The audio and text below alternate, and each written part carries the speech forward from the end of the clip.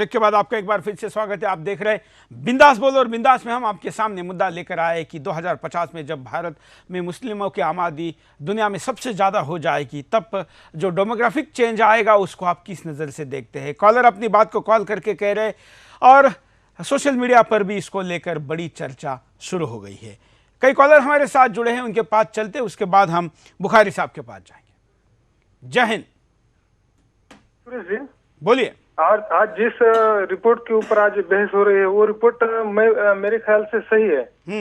क्योंकि मैंने कल विकिपीडिया पे पढ़ा कि 1028 में अफगानिस्तान का आखिरी हिंदू राजा था जिसका नाम था जयपाल देव, और अगले 50 साल में ही उसने अफगानिस्तान में पूरा इस्लामाइजेशन हो गया और पाकिस्तान पे अटैक कर दिया। और अगले ही 150 साल में तकरीबन 1200 ईस्वी सन 1200 में पूरा हिंदुस्तान में मुगल का रूल कायम हो गया। नहीं, पूरे में कभी नहीं था। हाँ, वो आधा नॉर्थ इंडिया पूरे में नहीं था, उत्तर भारत में था। ये झूठा हमको इतिहास पढ़ाया जाता है। विजयनगर का जो साम्राज्य था वो मुगलों के साम्राज्य से कई गुना बड़ा था, और जिस पर कभी भी मुगलों का साम्राज्य प्रस्थापित नहीं हो पाया। हाँ, नॉर्थ इंडिया में मुगल साम्राज्य कायम हुआ था ना। नॉर्थ इंडिया में केवल हुआ था। हाँ, और उसके बाद में जब इंडिया इंडिपेंडेंट हो गया और उसके बाद में फिर बांग्लादेश अलग हो गया, फिर पाकिस्तान अलग हो गया।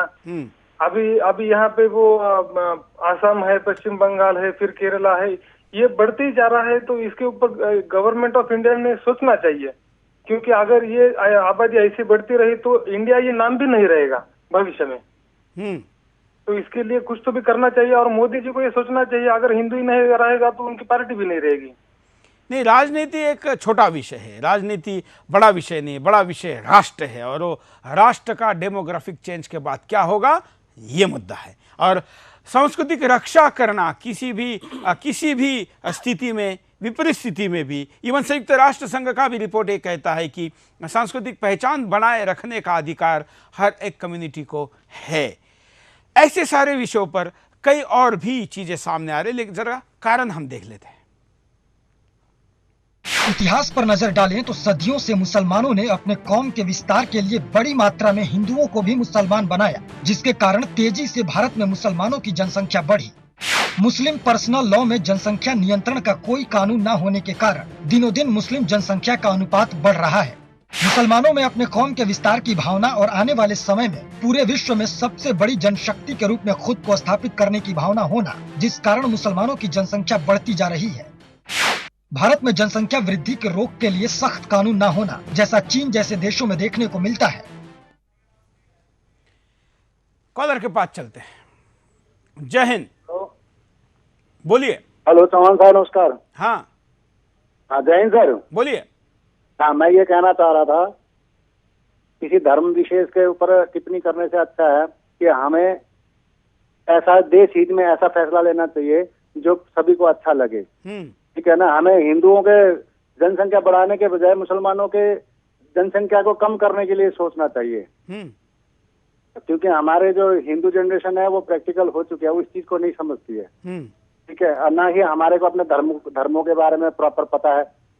इंग्लिश मीडियम स्कूलों में पढ़ते हैं, कॉन्वेंट स्कूलों में पढ़ाया जाता है, उनको अपने धर्मों के बारे में पता नहीं। पर मोमडन बच्चे ऐसे हैं जो अपने शुरू से ही उनको धर्म के बारे में पढ़ाया जाता है, इसलिए वो कट्टर होते हैं। हमारे हिंदू कट्टर नहीं है, इसलिए उन्हें जनसंख्या घटाने के लिए देश हित में सरकार को फैसला लेना चाहिए, जो कि इस देश के सिटीजन। धन्यवाद इमाम साहब।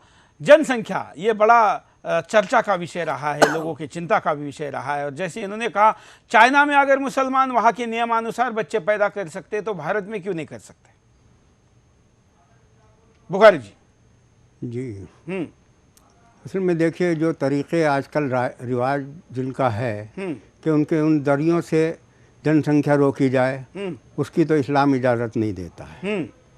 लेकिन आबादी को जहाँ तक इस तरीके से कहा जा रहा है, आज भी जो आंकड़े आए हैं उसमें ये तो नहीं कहा गया कि हिंदुस्तान में मुसलमान हिंदुओं से ज़्यादा हो जाएगा। हम चर्चा करें, जो कॉलर का सवाल है कि क्या चीन में अगर मुसलमान वहाँ के नियमानुसार बच्चे पैदा करते हैं तो भारत में क्यों नहीं कर सकते? हम चीन की बात को नहीं मानते।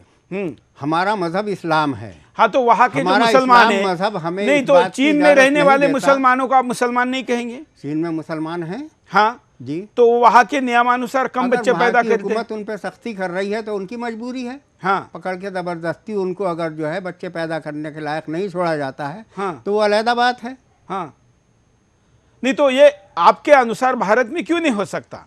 भारत में, भारत के अंदर का जो भारत का संविधान है वो सब धर्मों को अपने धर्म पर चलने की सुविधा देता है। इस्लामिक देशों में भी बच्चों की संख्या की मर्यादाएं हैं, कहाँ है? कई देशों में है। कौन से में? मैं आपको लिस्ट स्क्रीन पर चलाता हूं, लेकिन हम अभी भारत के परिप्रेक्ष्य में बात कर रहे हैं।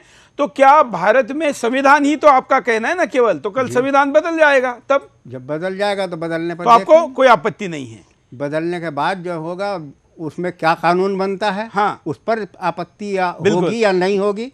नहीं क्यों, अभी वो तो उस बताने पर में कहा आपको क्या जाएगा। हर्ज है? जी, अभी बताने वो तो में क्या उस हर्ज? कानून को देखने के बाद कहा जाएगा। एक लाइन में अगर ये कहा जाए कि समान नागरिक संहिता अगर भारत में आती है और जितने बच्चे हिंदुओं को, जैसे 2 बच्चों की बात हो रही, वही बात अगर मुसलमानों को होती तो है, हिंदुओं के लिए कानून कहाँ है 2 बच्चे पैदा करें?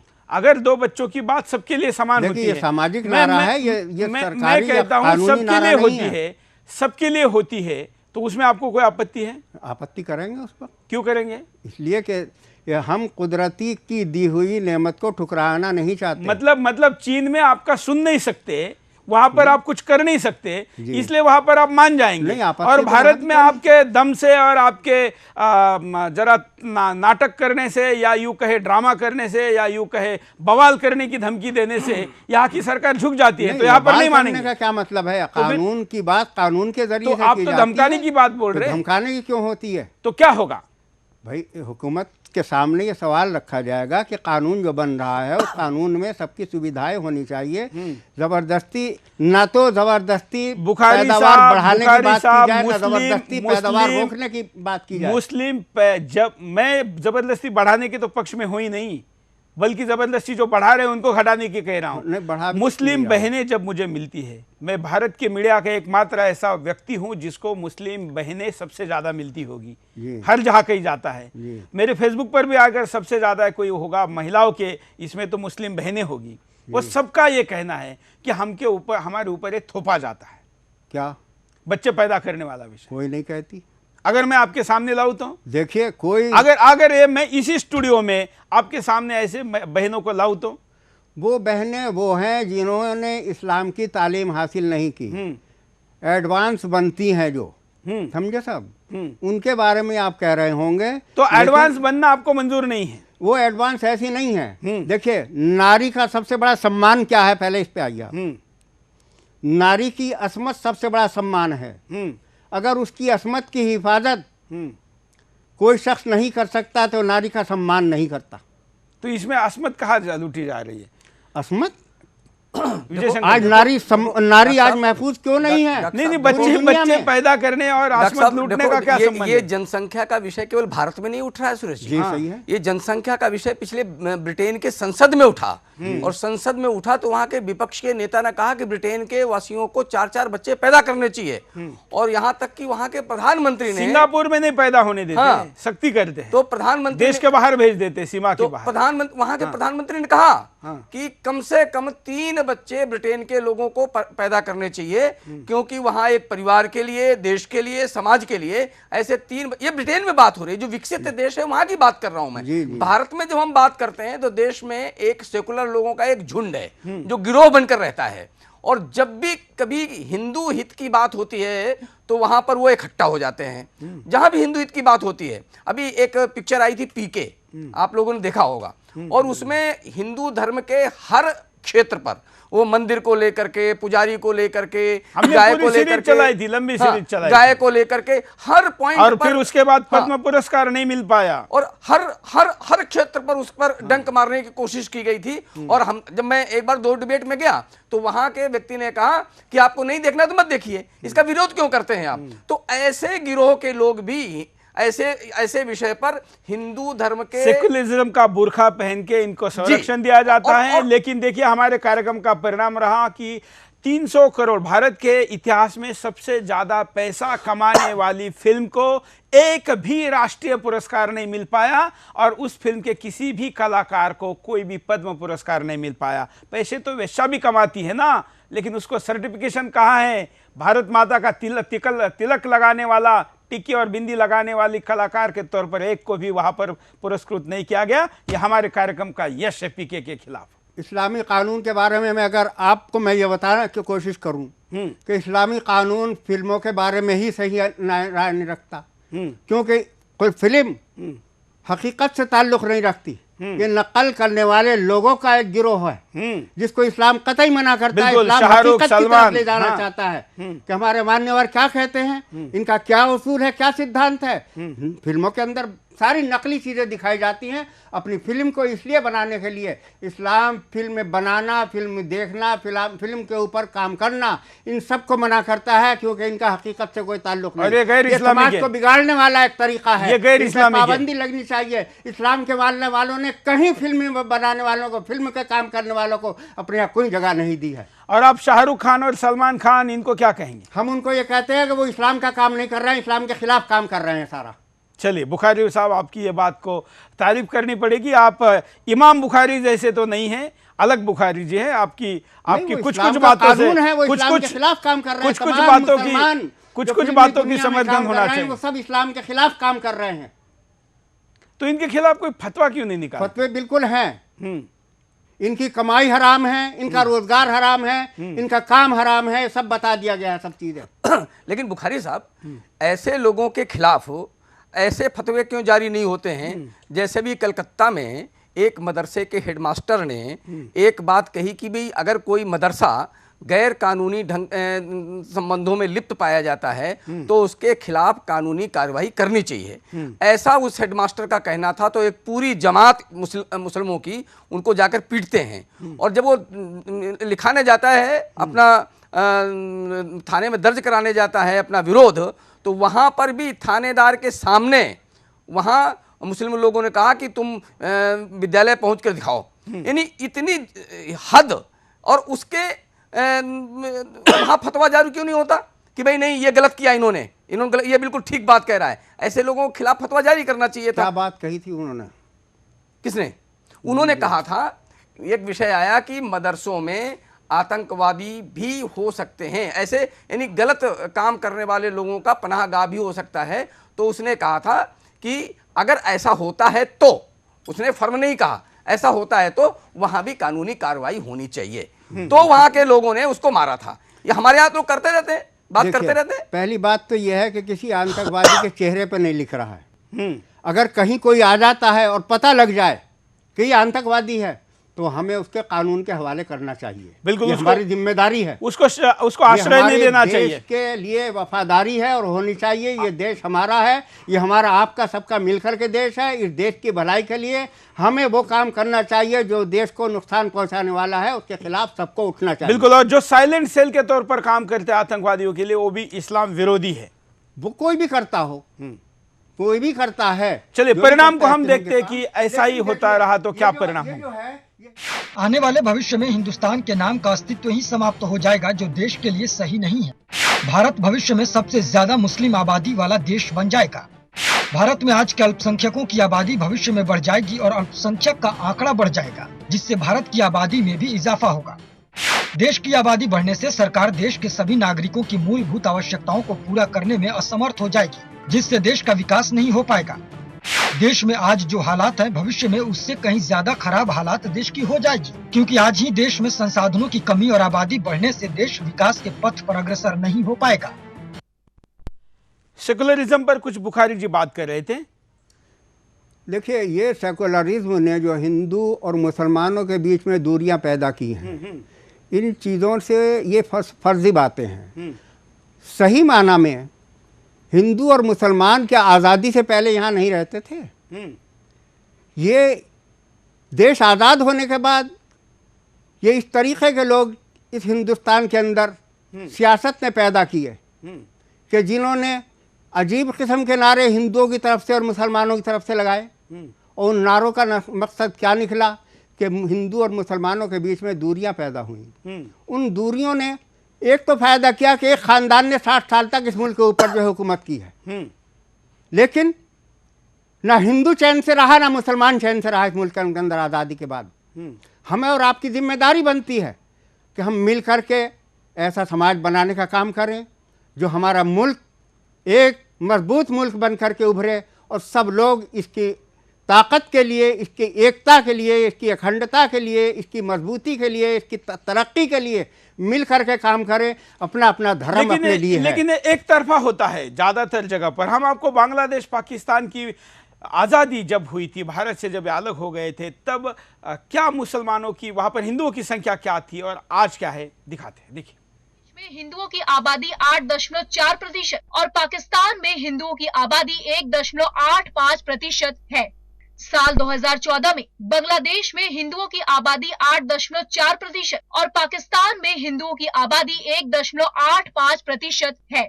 साल 2014 में बांग्लादेश में ये अब की स्थिति है। मतलब हम कितने बड़ी संख्या में पाकिस्तान में रहने वाले और खास करके बांग्लादेश में तो बहुत बड़ी आबादी थी, ये दोनों आबादी इतने बड़े पैमाने पर घटी और यहाँ पर हिंदू है इसलिए बढ़ी।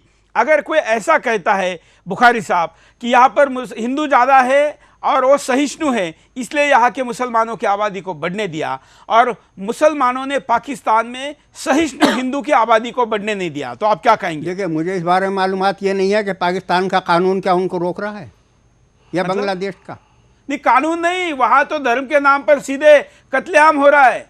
कत्लेआम जहाँ भी होगा वो गलत है और बलात्कार किया जाता है, उसका धर्मांतरण करे। बलात्कार हो या कत्लेआम हो, जो इस काम को करेगा वहाँ कहीं भी हो वो गलत है, वो नहीं होना चाहिए। लेकिन लोगों के मन में ये डर है, जो कार्यक्रम के अंतिमता हम जिस दिशा में जा रहे हैं, जो सोशल मीडिया पर जो बात है कि जो जैसे वहां पर पाकिस्तान में मुस्लिमों की आबादी बढ़ी तो हिंदू की आबादी एकदम रैपिडली कम हुई। क्या हिंदुस्तान में मुसलमानों की आबादी जब बढ़ेगी तब जो हिंदू की आबादी रहेगी वो रैपिडली कम नहीं होगी? देखिए, वो छोटी जगह है। हाँ, और यहाँ से हिंदुस्तान से मुसलमान पाकिस्तान गए, पाकिस्तान से हिंदू इधर आए, तो आबादी इस तरीके से घटी थी। नहीं, मैं वो आबादी कह रहा हूँ जो पाकिस्तान ने जब जनगणना के तौर पर आजादी के बाद की थी जी, उसमें और आज में 1% नहीं रही है, 99% घट गई है। तो घटने का क्या सबब पता किया आपने? जबरदस्ती धर्मांतरण कराया गया, वहां से भगाया गया। भारत में आने वाले हिंदू पाकिस्तान से जो यहाँ आते हैं वापस नहीं जाना चाहते। देखिए, इस्लाम के उसूल से जबरदस्ती तो कोई मुसलमान बन ही नहीं सकता। उसकी वजह यह है कि इस्लाम कहता है इकरार बिल लिसान तस्दीक बिल कल्ब। इसका मतलब यह है कि एक बात को ज़बान से मानना और दिल से चाहना। दिल से क्या जबरदस्ती चाह सकता है कोई? अपने धर्म को या अपनी चाहत को या जिस चीज को वो ठीक मानता है, जिस पर चल रहा है, उसे आप दिल से मनवा सकते हैं?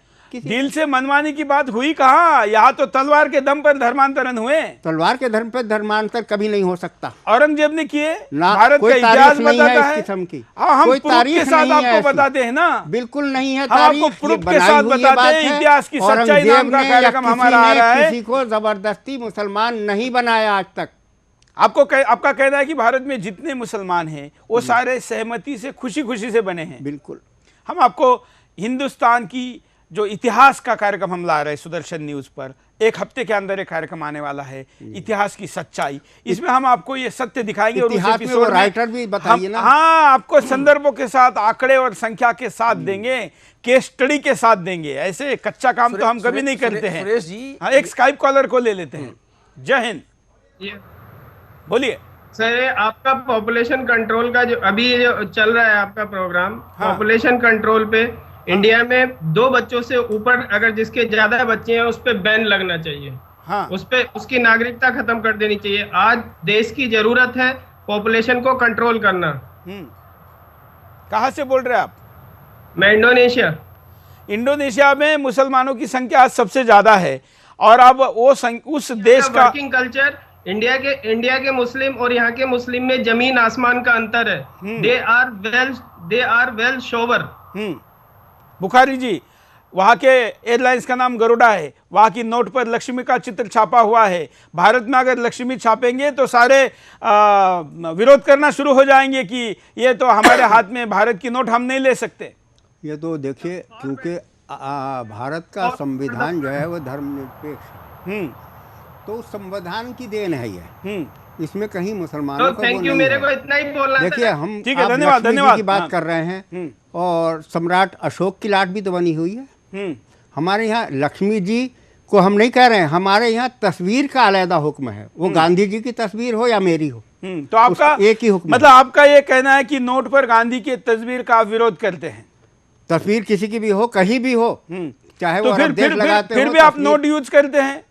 आप देखिए, नोट को हाथ लगा देंगे? वो सरकार का जो है सिक्का, चलाया हुआ सिक्का है, उस सिक्के को क्यों नहीं इस्तेमाल करेंगे?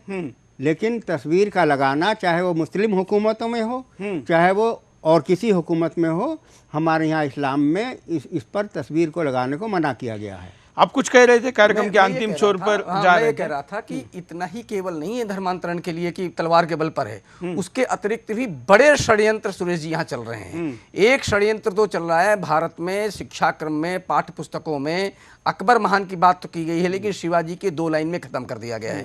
भारत का हिंदू, अब तो 2 लाइनें भी नहीं है। अब भारत का, अब कई राज्यों में, खास करके जो अपने सो कॉल्ड सेकुलरिस्ट है, उत्तर प्रदेश वगैरह राज्यों में तो शिवाजी महाराज का लाइन भी नहीं है। पाठ्यक्रमों से भारत जिस विषय पर भी स्वाभिमान कर सकता है, ऐसे सारे विषयों को हटा करके उनके मन को पूरी तरीके से भारत कुछ नहीं है ऐसा निस्तेज बनाने का एक षड्यंत्र है। दूसरा षड्यंत्र, ये जो पिक्चर जैसे आई, मैंने कहा पिक्चर, ऐसे नाट्यों के माध्यम से लोगों के मन में, भाई जो भारत की परंपराएं हैं, दुनिया में ईरान, इराक 28-30 साल में ये इस्लाम बन गए, भारत आज तक पूरा इस्लाम नहीं बन पाया। उसके कारण क्या है कि भारत का जो हिंदू है, उसकी जो परंपराएं हैं वो बहुत महान हैं और बहुत स्थायी हैं और बहुत दृढ़ हैं।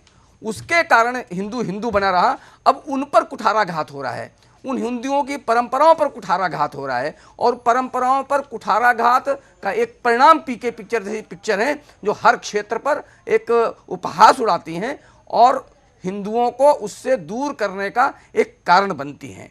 तो ये जो भारत का सेकुलर समाज है, वो जो गिरोह है, जो झुंड है, हर तरीके से कोशिश कर रहा है कि भारत का हिंदू निस्तेज हो, भारत का हिंदू कम हो, भारत का हिंदू देश के साथ खड़ा ना हो। और वो इसीलिए कहीं मुस्लिम के साथ खड़े हो जाते हैं, अल्पसंख्यकों के साथ खड़े हो जाते हैं और बहुसंख्यकों का मजाक उड़ाते हैं। ये यहाँ का जो सेकुलर गिरोह है ये काम कर रहा है। देखो, सेकुलर में हिंदू मुसलमान सब हैं, सभी किस्म के लोग हैं। मैं गिरोह की बात कर रहा हूँ, गिरोह एक गिरोह है। दोनों है, दोनों है, मैं भी मानता हूँ। सेकुलरिज्म के बुरखे में सब हैं, दोनों धर्मों के हैं। सेकुलरिज्म का अगर ये मकसद है कि जिस तरीके से ये बिगाड़ किया जा रहा है, तो वो सेकुलर तो ठीक नहीं है।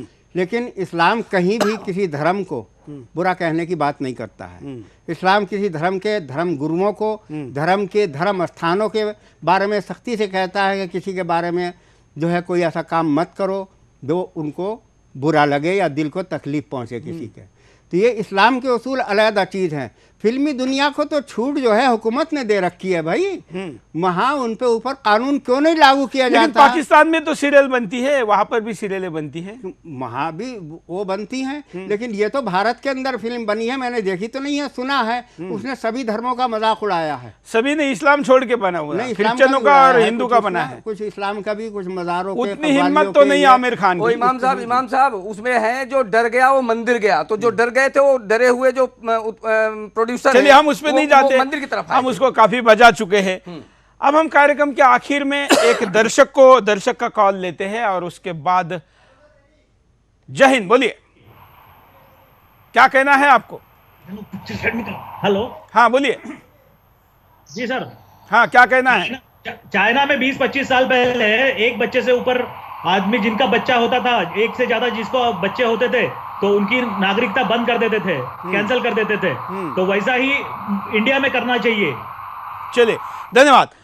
कुल मिलाकर सब लोगों का यही रुख है कि आबादी का जो संतुलन बिगड़ रहा है, इसके पीछे राजनीतिक निर्णय की कमजोरी है। अगर जैसे मौलाना साहब ने भी, इमाम साहब ने भी यही बात कही कि अगर कानून बनाया जाता है तो फिर नेचुरली सबको वो मानना पड़ता है, और जहाँ जहाँ पर सख्त कानून है वहाँ पर लोग बात को मानते भी हैं। ऑस्ट्रेलिया में भी जब पर्सनल लॉ की बात हुई तो वहाँ के प्रधानमंत्री ने कहा कि अगर पर्सनल लॉ चाहिए तो ऑस्ट्रेलिया के बाहर जाइए, ऑस्ट्रेलिया का लॉ जिसको मंजूर है वो यहाँ रहेगा, तो अपने आप सब वहाँ रह गए। आखिर देश को इस विषय के लिए सख्ती करनी पड़ती है, और ऐसी सख्ती करने वाले देश ही अस्तित्व में रहते हैं।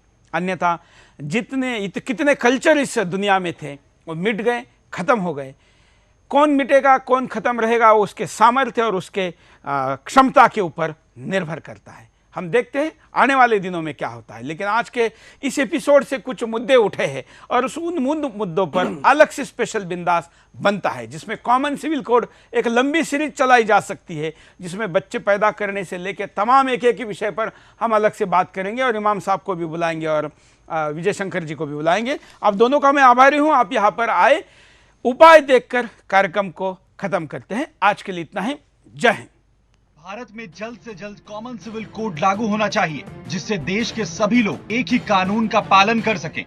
धर्म के आधार पर अलग से किसी भी वर्ग को विशेष अधिकार नहीं देना चाहिए। देश के हर नागरिक को समान अधिकार और कानून ही प्राप्त होने चाहिए।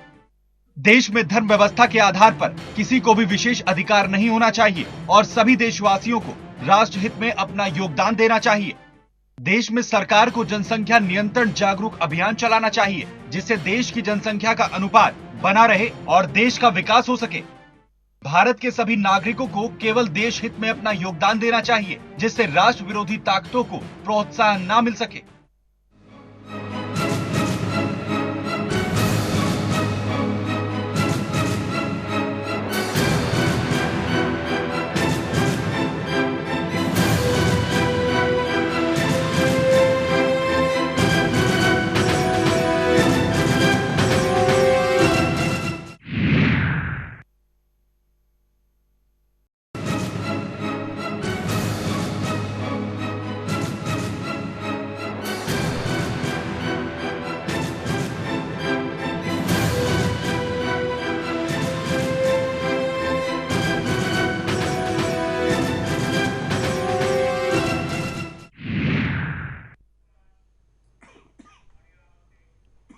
नमस्कार, मैं हूं सुरेश चौहान की और आप देख रहे हैं बिंदास बोल। बिंदास में हम आपके सामने फिर एक ऐसा मुद्दा लेकर आए हैं जिस मुद्दे की देश में चर्चा तो हो रही है, लेकिन उसके सर्वांग चर्चा 360 डिग्री डिस्कशन नहीं हो रहा। इसलिए हम आपके सामने इस मुद्दे को लेकर आए हैं। जैसे कि आपने अभी प्लेट में देखा, नाम में देखा, 2050 में भारत में मुसलमानों की संख्या सबसे ज़्यादा हो जाएगी। ऐसे में क्या चित्र रहेगा और आज के उस क्षेत्र से जुड़े हुए लोग, आज का समाज, पत्रकार और विभिन्न वर्गों के लोग इस घटना को किस नज़र से देखते हैं, इस विषय पर आज का बिंदास है। और हम इसको शुरू करते हैं आपके कॉल से।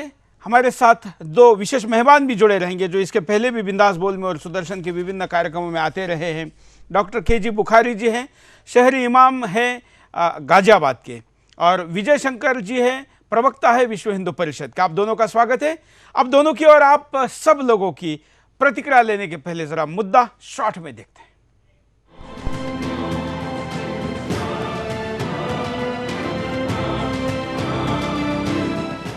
हिंदुस्तान पूरे विश्व में कई मायनों में अपनी अलग पहचान स्थापित करता है। उनमें से एक है हिंदुस्तान में सर्वधर्म समभाव की भावना। लेकिन आज धीरे धीरे हिंदुस्तान की आबो हवा में एक अलग ही बदलाव देखने को मिल रहा है, और वो बदलाव है हिंदुस्तान में बढ़ती मुसलमानों की आबादी। और हिंदुस्तान में ही नहीं बल्कि पूरे विश्व में धीरे धीरे बहुत बड़ा बदलाव होने जा रहा है। साल 2050 तक दुनिया की कुल आबादी में मुस्लिमों की संख्या दुनिया में सबसे ज्यादा होगी। ऐसे में जाहिर है कि भारतीय राजनीति में भी बदलाव आ सकता है। बता दें कि PU रिसर्च सेंटर की ओर से की गई स्टडी में इस बात का खुलासा किया गया है। स्टडी के मुताबिक भारत मुस्लिम आबादी के मामले में इंडोनेशिया को भी पीछे छोड़कर मुस्लिम आबादी के मामले में विश्व का सबसे बड़ा देश बन जाएगा। रिपोर्ट में बताया गया है कि अगले 40 सालों में ईसाइयों की संख्या से भी ज्यादा मुस्लिमों की जनसंख्या हो जाएगी। इस्लाम किसी भी अन्य धर्म की तुलना में तेजी से बढ़ेगा। इसके अलावा रिपोर्ट में यह भी बताया गया है कि 2050 तक मुस्लिम 2.8 अरब या आबादी का 30% और ईसाइयों 2.9 अरब या 31% के बीच आबादी के हिसाब से करीबी मुकाबला होगा। अगर भविष्य में हिंदुस्तान में ऐसी ही तस्वीर देखने को मिली तो वो दिन दूर नहीं जब हिंदुस्तान नाम के अस्तित्व को खतरा पैदा हो जाएगा।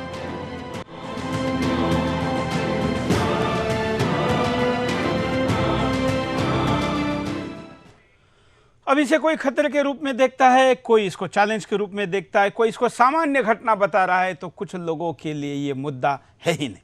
लेकिन मुद्दा तो है, किस एंगल से है ये अपने अपने चश्मे, अपने अपने दृष्टिकोण, अपने अपने हितों के ऊपर निर्भर करता है। लेकिन राष्ट्र हित में ये क्या हो सकता है, कैसे हो सकता है और क्या इसके परिणाम दुष्परिणाम होंगे, इस विषय पर हम बात करेंगे। क्योंकि किसी भी सभ्यता के लिए उसका डेमोग्राफिक अस्तित्व सबसे महत्वपूर्ण माना जाता है और यहाँ तक कि अंतर्राष्ट्रीय मंचों पर भी इसके रक्षा के लिए विभिन्न उपायों की बात हमेशा होती रहती है। हमारे साथ दो विशेष मेहमान हैं, हम उनके पास चलेंगे और उसके साथ साथ आप लोगों के कॉल भी लेंगे। स्क्रीन पर चल रहे नंबरों पर आप फोन करके अपनी बात को रख सकते हैं, स्काइप के द्वारा वीडियो कॉल कर सकते हैं और हमारे फेसबुक पेज सुदर्शन न्यूज़ पर आप अपनी प्रतिक्रिया दे सकते हैं, जिसको हम स्क्रीन पर दिखाएंगे। और दोनों धर्मों के या किसी भी धर्म के या धर्म को ना मानने वाले लोग भी अपनी अपनी मान्यताओं के आधार पर, लेकिन किसी धर्म के बारे में अपशब्दों का उपयोग ना करते हुए अपनी प्रतिक्रिया को दे, यह हम चाहेंगे। शुरुआत करते हैं बुखारी जी से। डॉक्टर बुखारी जी, घटना और मुद्दा आपने देखा है, क्या प्रतिक्रिया है आपकी? जिन लोगों ने ये ख्याल जाहिर किया है या जिन्होंने इस पर रिसर्च की है, ऐसा लगता है कि उन्होंने इस्लाम के कानून का, इस्लाम के उसूलों का और सिद्धांतों का मुताला किया, स्टडी की है। इसका मतलब ये नहीं है कि शरअ पैदाइश बढ़ेगी, बल्कि दुनिया के अंदर जिस तरीके से बेचैनी फैल रही है, दुनिया के अंदर अराजकता का माहौल है, इंसान गरीब है तो गुर्बत से परेशान है, मालदार है तो मालदारी से परेशान है, माशरा इतना खराबी की तरफ जा रहा है कि ना नारी को चैन है ना नर को चैन है। इस तरीके के दुनिया के अंदर तमाम कवानीन जो हैं वो ऐसी तेज़ी के साथ हालात बदल रहे हैं कि कहीं दुनिया को चैन नसीब नहीं हो रहा है।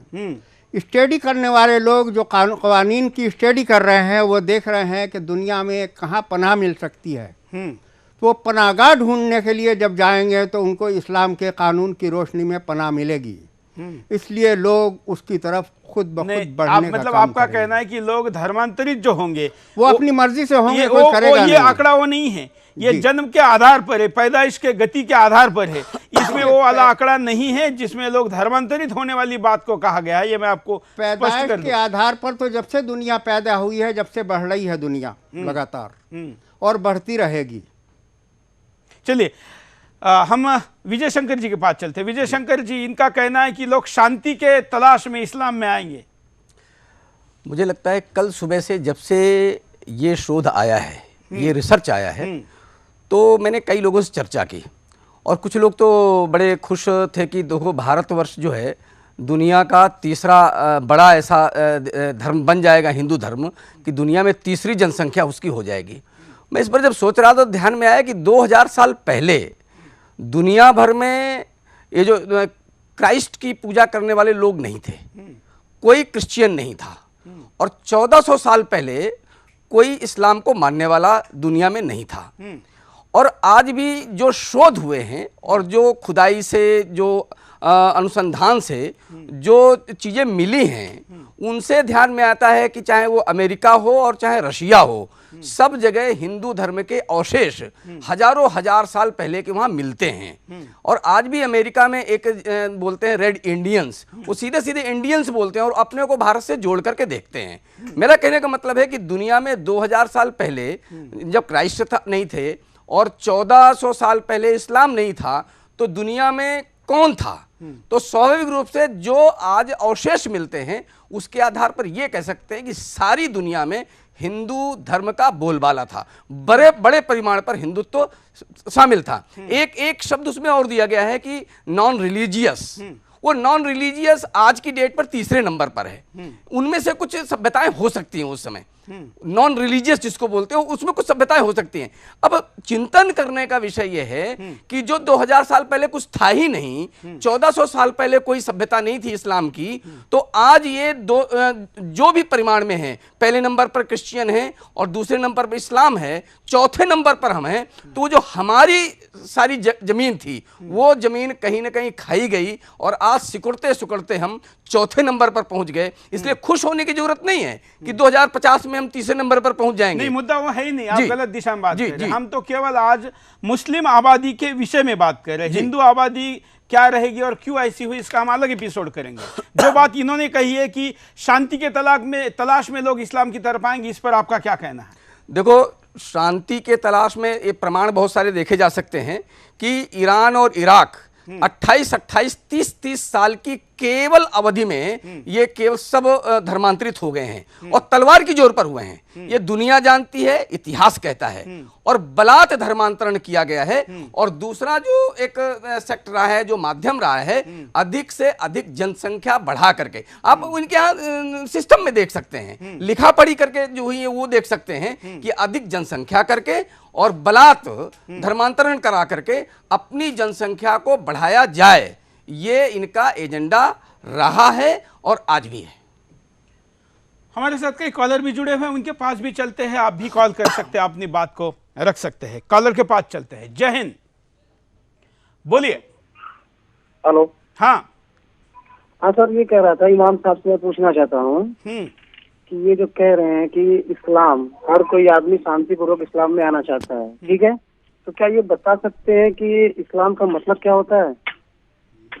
इस्लाम का मतलब ये शांति होता है या अशांति होती है? बस ये पूछना चाहूंगा मैं इनसे। इस्लाम का मतलब है पैदा करने वाले के आगे अपने आप को पेश कर देना, यानी जो उसने हुक्म दिया है उसको मान लेना, उस मालिक के हुक्म को मानना, जो हम सबका पैदा करने वाला है।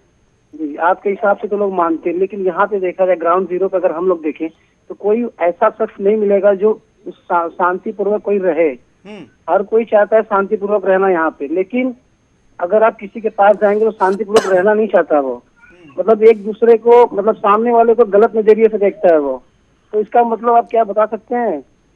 जी देखिए, जो इस्लाम के उसूल हैं उनके अंदर जो है बड़ी रहमदिली का मामला है। अगर मैं ख़राब हूँ तो वो इस्लाम नहीं बताता उसको। इस्लाम ये कहता है कि हमें रहमदिली, आपस में प्यार मोहब्बत, इंसानियत के नातों को मजबूत करना, इंसानियत के लिए काम करना, तमाम इंसानों को भलाई के रास्ते दिखाना, बुराइयों से बचाना, ये तमाम चीज़ें जो है इस्लाम बताता है। अच्छा, यही बात अगर आप हमारे सामने कह रहे हैं, क्या यही बात आप ओवैसी बंधुओं से कह सकते हैं? ये सब जगह कहते हैं और कहेंगे, हम हर जगह कहने को तैयार हैं। भारत के खिलाफ जहर उगलते हैं सरेआम, जो कहते हैं वो गलत कहते हैं, भारत के खिलाफ नहीं होना चाहिए। ओवैसी मुसलमान नहीं है। नहीं, बुखारी जी, आपके अनुसार ओवैसी मुसलमान नहीं है? ओवैसी नहीं, मुसलमान हैं। तो ये तो लेकिन मैं ये नहीं कह सकता। हाँ। लेकिन एक मुसलमान अगर गलत बात कह रहा है तो उसकी गलत बात को सही नहीं कहा जा सकता। हाँ, ये उसको क्या कहेंगे जी? गलत को गलत कहा जाएगा, किसी की भी हो, मेरी हो या वैसी साहब की हो या और किसी की हो, फिर भी वो मुसलमान रहेगा। लेकिन हाँ, मुसलमान, अब हमारे हाथ में ये थोड़ी है कि हम उसको ये कह दे कि मुसलमान नहीं रहा। हाँ, चलिए, शायद कॉलर से संपर्क टूट गया। अगले कॉलर भी आपसे सवाल पूछ सकते हैं और हमारे साथ दोनों अतिथियों से भी आप बात कर सकते हो। जरूर नहीं कि आपका सवाल ही हो, आप प्रतिक्रिया भी दे सकते हैं। और एक कॉलर के पास चलते हैं। जय हिंद। हेलो सुरेश भाई, राम राम। बोलिए। सुरेश भाई, मैं ये कहना चाह रहा कि हमारे देश में जो है, जो मुस्लिमों ने षड्यंत्र रच रखा भी कि जनसंख्या बढ़ा के पूरे देश पर कब्जा करने की सोच रखी है। अब आप एक बात बताओ, कोई भी आदमी है मस्जिद में, मौलवी है, दाढ़ी बढ़ाएगा, टोपी लगा के, और वो जो है ये कह देगा कि जिहाद जायज है, जिहाद में निर्दोष आदमियों की हत्या करी जा रही, और कोई भी आकर कह देगा कि ये तो अल्लाह, जो उसकी बात की कोई खिलाफत करेगा तो कहेगी ये तो अल्लाह का हुक्म है, इसका सिर काटो। और देश में रह गए गद्दारी कर देंगे, इनका कोई हुक्म, कोई नेता सा नहीं है कि हमारा जो है जाएगा गद्दारी को, इनका सिर कलम करने को। एक बार जो कोई बात में रहेगा गद्दारी करेगा उसका सिर काटेगा। मैं नरेंद्र भाई मोदी को कहना चाह रहा, नरेंद्र भाई मोदी खुद ही कुछ काम करे, नहीं एक बार ऑर्डर दे, गद्दारू है, गोली किंडा है, इनकी हवा खराब कर देंगे सालों की, इनकी लाश का पता नहीं चलने। चलिए, अगर आप शब्दों का उपयोग मत करिए। मौलाना जी बताइए। देखिए, ऐसा कुछ नहीं है। जिहाद का मकसद कहीं ये नहीं है कि किसी के धर्म को जो है ज़बरदस्ती किसी को बदलवाया जाए।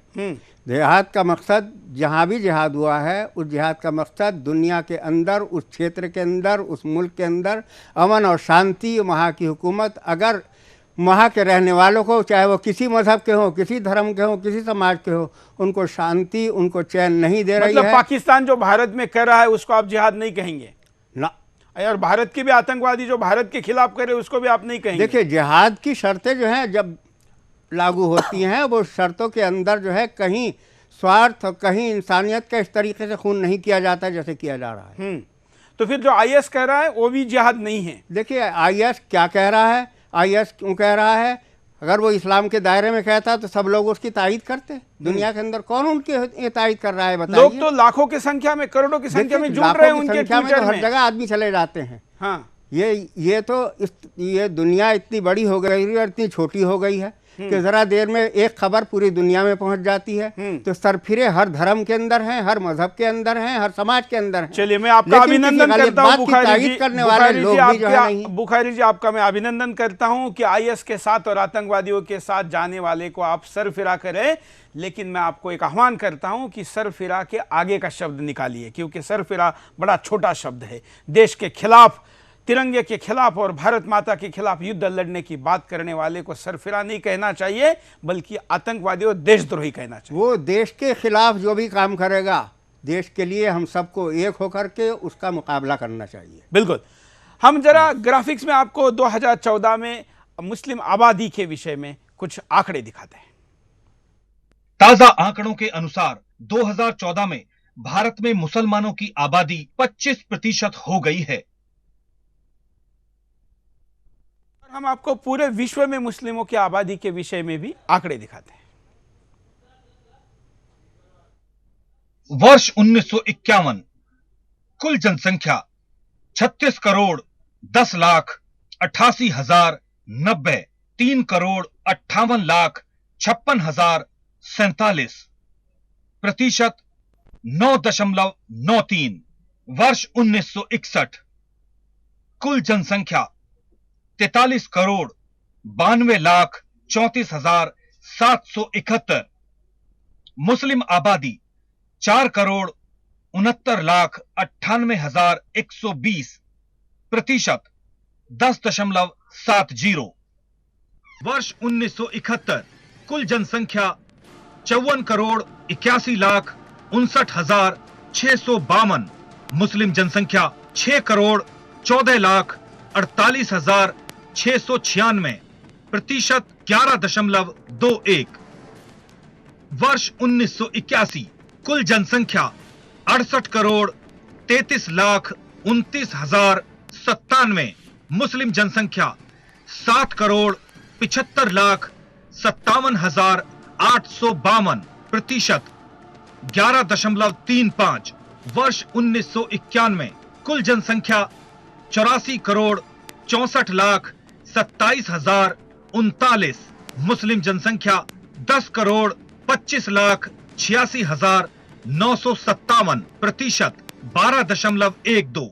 वर्ष 2001 कुल जनसंख्या 1 अरब 2 करोड़ 87 लाख 37,436, मुस्लिम आबादी 13 करोड़ 81 लाख 59,437, प्रतिशत 13.43। वर्ष 2011 कुल जनसंख्या 1 अरब 21 करोड़ 5। 2011 का जो आंकड़ा है, ये आंकड़ा सेंसेक्स जब पूरा घोषित नहीं हुआ था उसके बढ़ते लोक संख्या के अनुपात के आधार पर दिया गया था। ये सेंसेक्स का वो आंकड़ा नहीं है जिस आंकड़े की चर्चा अभी हो रही है। ये जो अनुपात हर साल बढ़ने वाला जो अनुपात है, उस अनुपात के आधार पर केवल दिखाया गया है। अब आबादी 25% और 25 करोड़ से ज़्यादा या 25 करोड़ हो गई है। ये लेटेस्ट आंकड़ा है, सरकारी आंकड़ा हम आपको बताएंगे। आबादी का बढ़ता ये ग्राफ आसपास के देशों में तुलनात्मक दृष्टिकोण से भी कैसा है, इसको भी हम आपको दिखाते हैं। भारत में 15 करोड़ 45 लाख मुसलमानों की संख्या थी और पाकिस्तान में 16 करोड़ 8 लाख 29,000 ये लोक संख्या थी।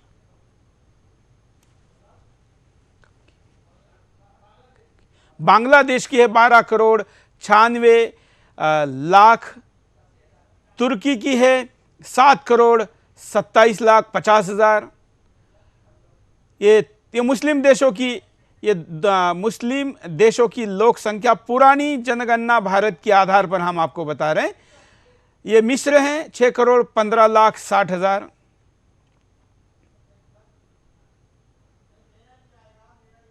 ईरान है 6,88,05,000, ये भी पूरी तरीके से मुस्लिम कंट्री है।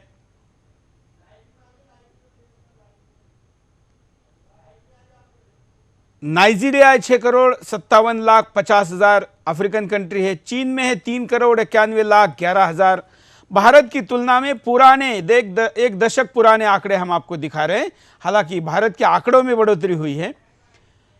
इंडोनेशिया इस आंकड़ों के अनुसार आज दुनिया में सबसे ज़्यादा मुस्लिम आबादी वाला देश है और जल्दी ही भारत अब तुलना में दुनिया में किसी भी देश में जितने मुसलमान नहीं है उससे ज़्यादा मुस्लिम भारत में हो जाएंगे। एक तरीके से सबसे ज़्यादा मुस्लिम संख्या मुसलमानों की अगर किसी एक देश में होगी तो भारत में होगी, जिसका नाम हिंदुस्तान भी है, जिसका नाम इंडिया भी है। कॉलर हमारे साथ जुड़े हैं, उनके पास चलते हैं। जय हिंद। हेलो, बोलिए। सुरेश जी नमस्कार। बोलिए। सुरेश जी नमस्कार। क्या कहना है आपको? हमको ये कहना है, मैं इमाम बुखारी जी जो मतलब सामने बैठे हैं उनसे थोड़ा मेरा एक सवाल था। ठीक है जी, मेरा एक सवाल ये है कि पहले एक मतलब मजहब की बात करते हैं, हम ये पूछना चाहते हैं कि पहले हिंदू हुआ था कि पहले मुसलमान हुआ था और जाता ही थी, ठीक है ना। और दूसरा नंबर मैं ये पूछना चाहता हूँ कि वो मतलब एक मुसलमान मजहब का है तो ठीक है, पर जब आवेशी जी मतलब इतनी गालियां दे रहे हैं तो उनके ऊपर क्यों नहीं मतलब है ये बोले कि मतलब भाई तुम ऐसे हिंदुओं को गलत बोलते हो, क्यों देश को मतलब एक गलत रास्ते पे ले जा रहे हो। उन मतलब ये तो एक अच्छे इंसान है, इतना मतलब इनसे मैं यही जवाब पूछना चाहता हूँ बस। हाँ, तो मतलब ये पहले हिंदू आया था, पहले मुसलमान आया था इधर पर। देखिए, दुनिया में हमारा मानना यह है कि सबसे पहले इंसान हजरत आदम है, जो अल्लाह के नबी हैं, पैगंबर हैं। नहीं, द्वापर और त्रेता में भगवान राम आए थे, उस समय मुसलमान नहीं था। सतयुग में मतलब भगवान विष्णु जी आए थे, उस समय मतलब मुसलमान नहीं था। मतलब अपने द्वापर में कृष्ण भगवान आए थे, उस समय मुसलमान नहीं था। तो मतलब ये मतलब आप मजहब वाली बात तो होनी नहीं चाहिए ना। नहीं, मजहब वाली तो आपने सवाल किया है ना, मैं तो उसका जवाब दे रहा हूँ। हाँ, मतलब मैं आप जवाब दीजिए। हाँ, आपने किया है सवाल कि पहला मजहब इस्लाम कौन सा है। हमारा मानना यह है कि दुनिया के अंदर जितने नबी आए हैं, जितने पैगंबर आए हैं, उन सबका मजहब इस्लाम रहा है। इस्लाम के 3 उसूल हैं। मतलब आपका कहना है कि राम जो आए वो भी मुसलमान थे? नहीं, देखिए, हम तो ये कहते हैं कि जितने अच्छे लोग ज़मीन पर आए हैं वो सब जो है अल्लाह के मानने वाले थे। और जितने खराब आए कौन थे? खराब लोग जो है खराब ही होते हैं। क्या थे वो जी? वो कौन थे? जो दुनिया के अंदर बदअमनी फैलाए, शैतानी फैलाए, इंसानियत को दुख दे, वो खराब होते हैं। तो कौन थे वो? जी, कौन थे? अब सबके बारे में ये नाम लेकर के हम नहीं कह सकते कौन जो है वो थे। अगर आप कह रहे हैं कि अच्छे आए थे, वो सारे मुसलमान थे। हम कहीं रामचंद्र जी के बारे में ये कहना पसंद नहीं करते कि वो कोई खराब आदमी थे। नहीं, लेकिन आप उनको मुसलमान कैसे कह रहे हैं? ये तो बड़ा विचित्र बात बोल रहे हैं। हम तो अच्छा, अगर आप राम को हमने उनका नाम नहीं लिया, हमने कहा जितने पैगंबर आए हैं दुनिया के अंदर। अच्छा, उन सब अच्छे लोगों को आप प्रणाम करते हैं? जी बिल्कुल करते। तो राम जी को भी प्रणाम करने में राम जी अगर अच्छे आदमी जब थे तो उनको भी करना चाहिए। सारे मुसलमानों ने करना चाहिए, सबको करना चाहिए अच्छे लोगों का। तो ये भारत के मुसलमानों को आप आह्वान कर रहे हैं कि राम जी का प्रणाम करने में कोई हर्ज नहीं है। देखिए, राम जी के बारे में कुछ लोगों की तहकीकात है कि राम जी जो है उन्होंने जो है इंसानियत के लिए अच्छे काम किए हैं। तो उनकी तहकीकात पर जो है उनसे दलीलें ली जाए, उनसे पूछा जाए। ये मुसलमानों की बात कह रहा हूँ मैं, कुछ मुसलमानों ने तहकीक की है, उनकी वो दलीलें पढ़ने के बाद दुनिया को पहुँचानी चाहिए हमें। हम कब कहते हैं कि हम राम जी के बारे में जो है कुछ ना सोचा जाए। बिल्कुल। विजय शंकर जी, इनके स्टेटमेंट पर आपका क्या? अभी डॉक्टर साहब ने जो कहा, तो उन्हीं अच्छे लोगों से आज दुनिया त्रस्त है। उन्हीं अच्छे लोगों के कारण दुनिया को अपनी नीतियां बदलनी पड़ रही हैं। उन्हीं अच्छे लोगों के कारण आज देश की सीमा सुरक्षाओं में भारत में कम से कम बहुत बड़े परिमाण में एक जनता त्रस्त हो रही है। उन्हीं अच्छे लोगों के कारण है। मैं ये कहना चाह रहा हूँ सुरेश जी कि वास्तव में जो इस्लाम का चिंतन है वो विशुद्ध रूप से राजनीतिक है। देश पर देश जीतते जाना, वहां पर राज्य बनाते जाना और अपना ही एक चिंतन लागू करते जाना, जबरदस्ती लागू करते जाना, ये एक उनका चिंतन है। इसका खतरा दुनिया भर में है और भारत में तो है ही है। आप भारत में देखिए सुरेश जी, एक डेमोग्राफी जब देखेंगे आप तो आप दंग रह जाएंगे। जितनी सीमा है भारत की, अगर आप एक इस्लाम को हरे रंग से रंगना चाहें तो पूरी की पूरी सीमा आपको हरे हरे रंग से रंग जाएगी। और दूसरी बात, अब अभी एक बात हमेशा आती है कि उत्तर प्रदेश के एक कद्दावर मंत्री हैं और उन्होंने भारत माता को डायन कहा। वो रहते कहाँ हैं? वो रहते हैं जहाँ बिल्कुल डेंस, बहुत घनी आबादी, मुस्लिम आबादी है, वहाँ रहते हैं। एक चिंतन का विषय है सुरेश जी, ये देखिए आप, एक वो मुस्लिम सांसद हैं जिन्होंने संसद में वंदे मातरम बोलने से इनकार कर दिया था। जहाँ वो रहते हैं, एक बार उसका चिंतन करेंगे तो पूरी घनी आबादी मुस्लिम की है, उसमें रहते हैं वो। तो एक बड़ा चिंतन कि जहां ये घनी आबादी बढ़ाते जाए ना और आसपास के हिंदू वातावरण को भगाते जाना, और हिंदू वहां से भाग रहा है, ये एक बड़ा खतरा है। तो मैं डॉक्टर साहब से ये कहना चाह रहा था, जिन अच्छे लोगों की बात कर रहे हैं, तो उन अच्छे लोगों की करतूतें तो ये है, हिंदू धर्म ने कभी भी राजनीतिक दृष्टि से कोई काम नहीं किया है, कभी भी नहीं किया है। दुनिया भर में फैले, लेकिन ज्ञान की दृष्टि से फैले, कभी आबादी फैलाने की दृष्टि से वो दुनिया में कभी नहीं गए हैं। तो भारत के साथ ऐसा क्यों कर रहे हैं? भारत में अमन चैन से रहिए। भारत में तो सारा हिंदू सबको बाह पसार करके और अपने साथ आलिंगन में भरने के लिए तैयार रहता, उनके साथ ही दगा की जा रही है। और दगा कौन कर रहा है? जिनके साथ हम लोग बिल्कुल भ्रातृत्व की बात करते हैं, उनसे सावधान रहने की जरूरत है। ये सुरेश जी मैं कहना चाह रहा हूँ। भारत का संविधान क्या जहाँ ये लोग रहते हैं वहाँ नहीं चलता? तो कुछ जगह सचमुच में नहीं चलता। क्यों नहीं चलता? हाँ, ये तो दुर्भाग्य है, लेकिन सत्य है। क्यों नहीं चलता? यहाँ कुछ ऐसी आबादी, यही राजनीति है, यही राजनीति है। हिंदुस्तान में कुछ ऐसी आबादी जहाँ पर पुलिस नहीं जा सकती। इस राजनीति ने ही जो है सबसे बड़ा बिगाड़ पैदा कर रखा है। और डॉक्टर साहब, दिल्ली में भी ऐसी जगह हैं, दिल्ली में भी हैं, दिल्ली में भी नाम लीजिए ना। ये बताइए डॉक्टर साहब, जहां पर मुस्लिम आबादी बढ़नी शुरू हो जाती है, हिंदू भागना क्यों शुरू कर देता है? अगर वो देश के कानून के, संविधान के खिलाफ जो बोल रहा है, उसके ऊपर कानून लागू होना चाहिए। डॉक्टर मैं एक बात ये पूछना चाह रहा हूँ, जहां पर मुस्लिम आबादी बढ़नी शुरू हो जाती है, वहां से हिंदू भागना क्यों शुरू हो जाता है? ये थोड़ा बताइए आप। ये क्यों नहीं कहते कि जहां हिंदू ज्यादा रहते हैं वहां से मुसलमान नहीं भाग रहा। एक मिनट, आप एक उदाहरण बताइए। ये भी तो है, आप एक उदाहरण बताइए जी। बुखारी जी, आप उदाहरण बताएं ना, कैसा कहा हुआ है? मैं बताऊं? हाँ। गाजियाबाद शहर में कितनी कॉलोनियां बनी हैं? कितनी कॉलोनियों के अंदर कितने मुसलमान हैं? और क्यों नहीं है? नहीं, देखिए, किसी ने फ्लैट लेने से रोका, किसी ने कोठी लेने से रोका, किसी ने कहा कि मुसलमान को नहीं बेचेंगे। देखिए, आपकी आर्थिक दृष्टिकोण से अगर किसी के पास वो स्थिति नहीं है तो ना लेने वाले में, और जब शहरों से आउटर साइड में जब पलायन होता है तो शहरों में रहने वाले किसी भी धर्मों के लोगों को दूर जाना पड़ता है, इसमें कोई दो राय नहीं है। इस विषय में मैं आपके साथ हूं, लेकिन वो धर्म के आधार पर नहीं, आर्थिक आधार पर हुआ है, सुविधाओं के आधार पर होता है। हाँ, सुविधा और आर्थिक आधार पर हुआ, लेकिन जो डॉक्टर साहब बोल रहे हैं वो धर्म के आधार पर हुआ है। तो मैं ब्रेक के बाद इस विषय पर आपको ये सवाल पूछूंगा। फिलहाल रुकते एक छोटे से ब्रेक के लिए।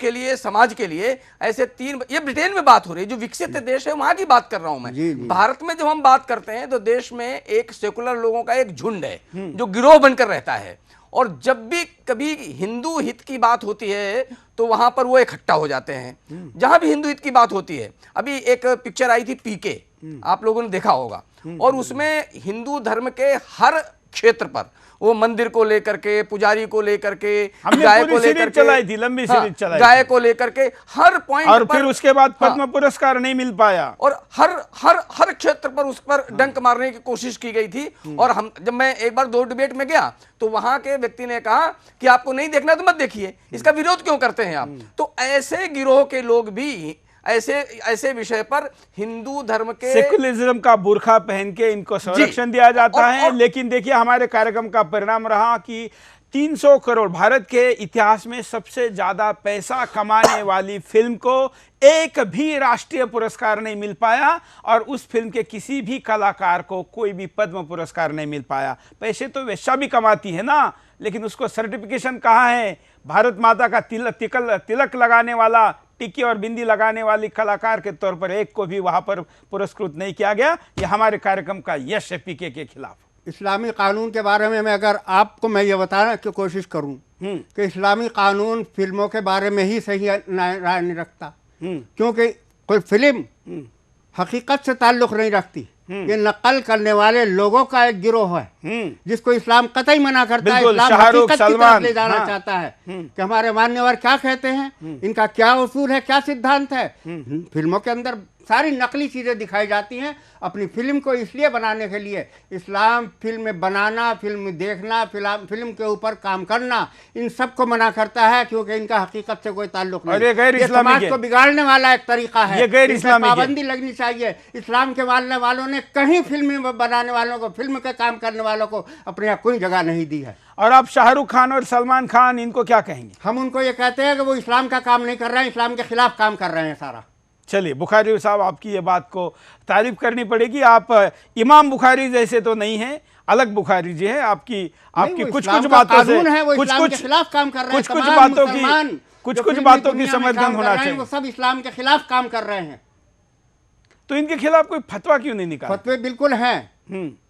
इनकी कमाई हराम है, इनका रोजगार हराम है, इनका काम हराम है, सब बता दिया गया है, सब चीजें।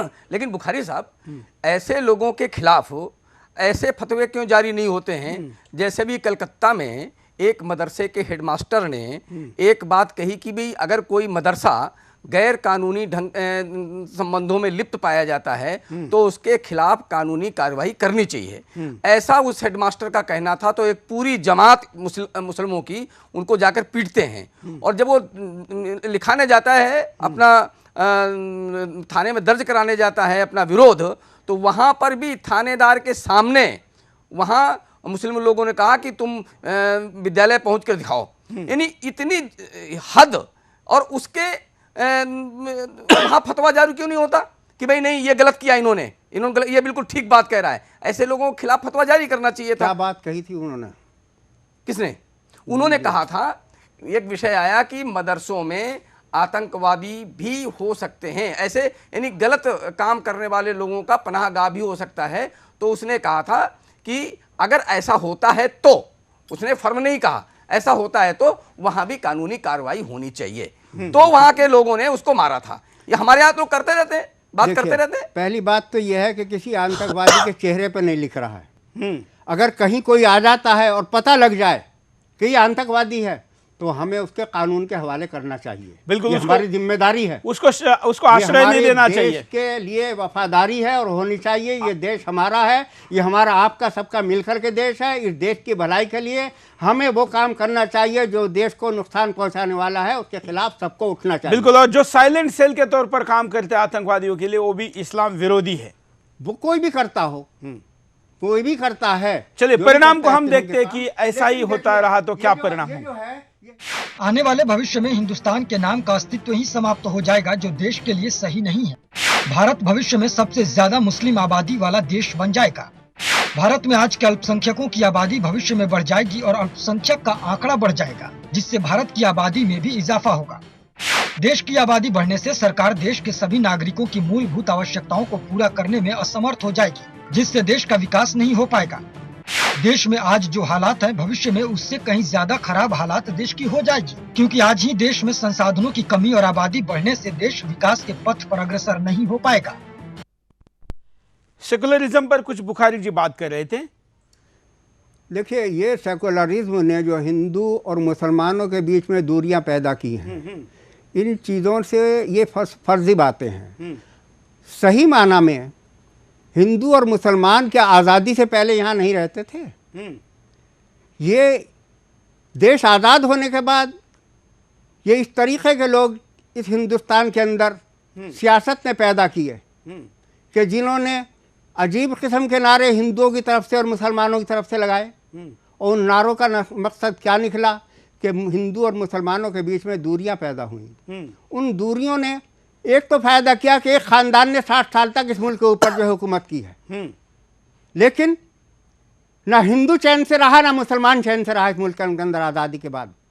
हमें और आपकी जिम्मेदारी बनती है कि हम मिल कर के ऐसा समाज बनाने का काम करें जो हमारा मुल्क एक मजबूत मुल्क बन कर के उभरे और सब लोग इसकी ताकत के लिए, इसकी एकता के लिए, इसकी अखंडता के लिए, इसकी मजबूती के लिए, इसकी तरक्की के लिए मिल करके काम करें। अपना अपना धर्म अपने लिए है। लेकिन एक तरफा होता है ज़्यादातर जगह पर। हम आपको बांग्लादेश पाकिस्तान की आज़ादी जब हुई थी, भारत से जब अलग हो गए थे, तब क्या मुसलमानों की, वहाँ पर हिंदुओं की संख्या क्या थी और आज क्या है, दिखाते हैं, देखिए। में हिंदुओं की आबादी 8.4% और पाकिस्तान में हिंदुओं की आबादी 1.85% है। साल 2014 में बांग्लादेश में हिंदुओं की आबादी 8.4% और पाकिस्तान में हिंदुओं की आबादी 1.85% है। साल 2014 में बांग्लादेश में ये अब की स्थिति है। मतलब हम कितने बड़ी संख्या में पाकिस्तान में रहने वाले और खास करके बांग्लादेश में तो बहुत बड़ी आबादी थी, ये दोनों आबादी इतने बड़े पैमाने पर घटी और यहाँ पर हिंदू है इसलिए बढ़ी। अगर कोई ऐसा कहता है बुखारी साहब कि यहाँ पर हिंदू ज़्यादा है और वो सहिष्णु है इसलिए यहाँ के मुसलमानों की आबादी को बढ़ने दिया, और मुसलमानों ने पाकिस्तान में सहिष्णु हिंदू की आबादी को बढ़ने नहीं दिया, तो आप क्या कहेंगे? देखिए, मुझे इस बारे में मालूमात ये नहीं है कि पाकिस्तान का कानून क्या उनको रोक रहा है या मतलब? बांग्लादेश का। नहीं, कानून नहीं, वहाँ तो धर्म के नाम पर सीधे कत्लेआम हो रहा है। कत्लेआम जहाँ भी होगा वो गलत है और बलात्कार किया जाता है, उसका धर्मांतरण करे इसके लिए। बलात्कार हो या कत्लेआम हो, जो इस काम को करेगा वहाँ कहीं भी हो वो गलत है, वो नहीं होना चाहिए। लेकिन लोगों के मन में ये डर है, जो कार्यक्रम के अंतिमता हम जिस दिशा में जा रहे हैं, जो सोशल मीडिया पर जो बात है कि जो जैसे वहाँ पर पाकिस्तान में मुस्लिमों की आबादी बढ़ी तो हिंदू की आबादी एकदम रैपिडली कम हुई। क्या हिंदुस्तान में मुसलमानों की आबादी जब बढ़ेगी तब जो हिंदू की आबादी रहेगी वो रैपिडली कम नहीं होगी? देखिए, वो छोटी जगह है। हाँ। और यहाँ से हिंदुस्तान से मुसलमान पाकिस्तान गए, पाकिस्तान से हिंदू इधर आए, तो आबादी इस तरीके से घटी थी। नहीं, मैं वो आबादी कह रहा हूँ जो पाकिस्तान ने जब जनगणना के तौर पर आज़ादी के बाद की थी जी, उसमें और आज में 1% नहीं रही है, 99% घट गई है। तो घटने का क्या सबब पता किया आपने? जबरदस्ती धर्मांतरण कराया गया, वहां से भगाया गया। भारत में आने वाले हिंदू पाकिस्तान से जो यहाँ आते हैं वापस नहीं जाना चाहते। देखिए, इस्लाम के उसूल से जबरदस्ती तो कोई मुसलमान बन ही नहीं सकता। उसकी वजह यह है कि इस्लाम कहता है इकरार बिल लिसान तस्दीक बिल कल्ब। इसका मतलब यह है कि एक बात को ज़बान से मानना और दिल से चाहना। दिल से क्या जबरदस्ती चाह सकता है कोई?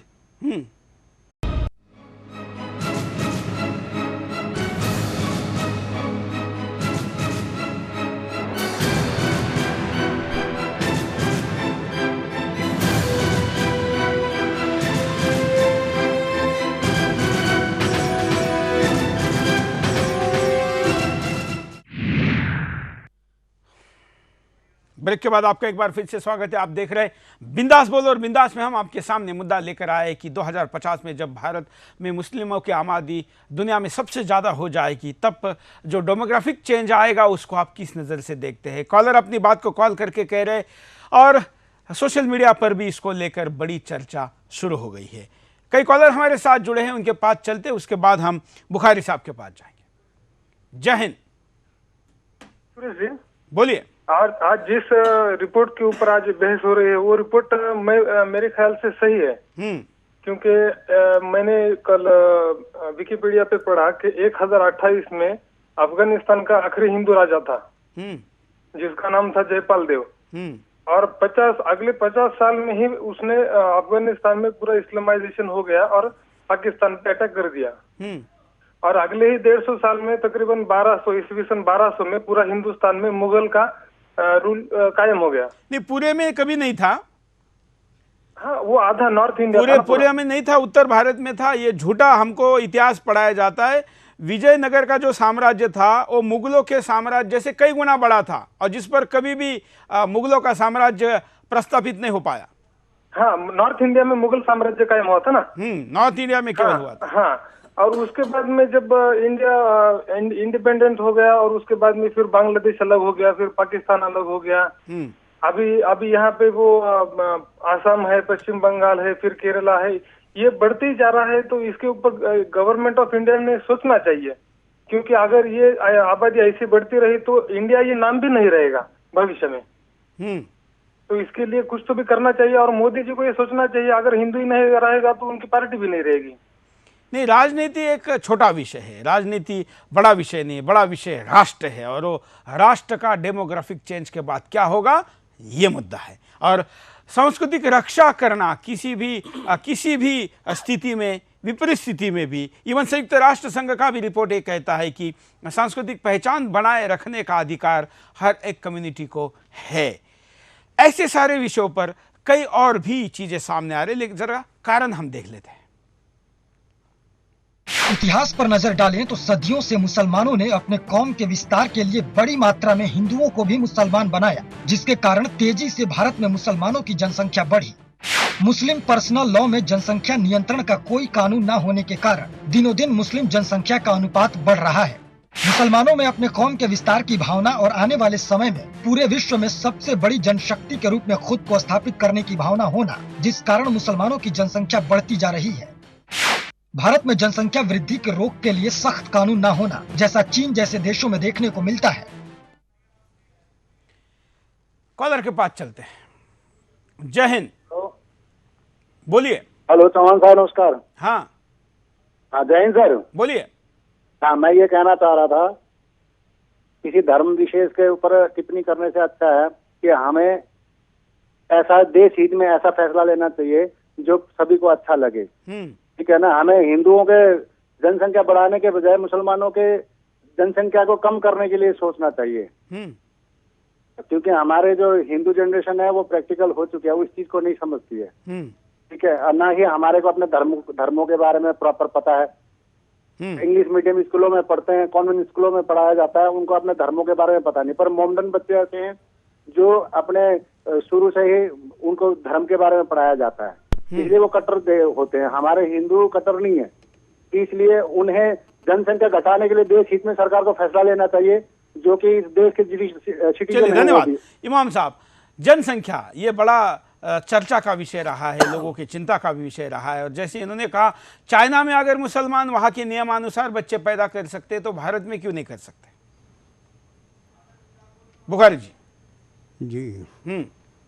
असल में देखिए, जो तरीके आजकल रिवाज जिनका है कि उनके उन दरियों से जनसंख्या रोकी जाए, उसकी तो इस्लाम इजाज़त नहीं देता है।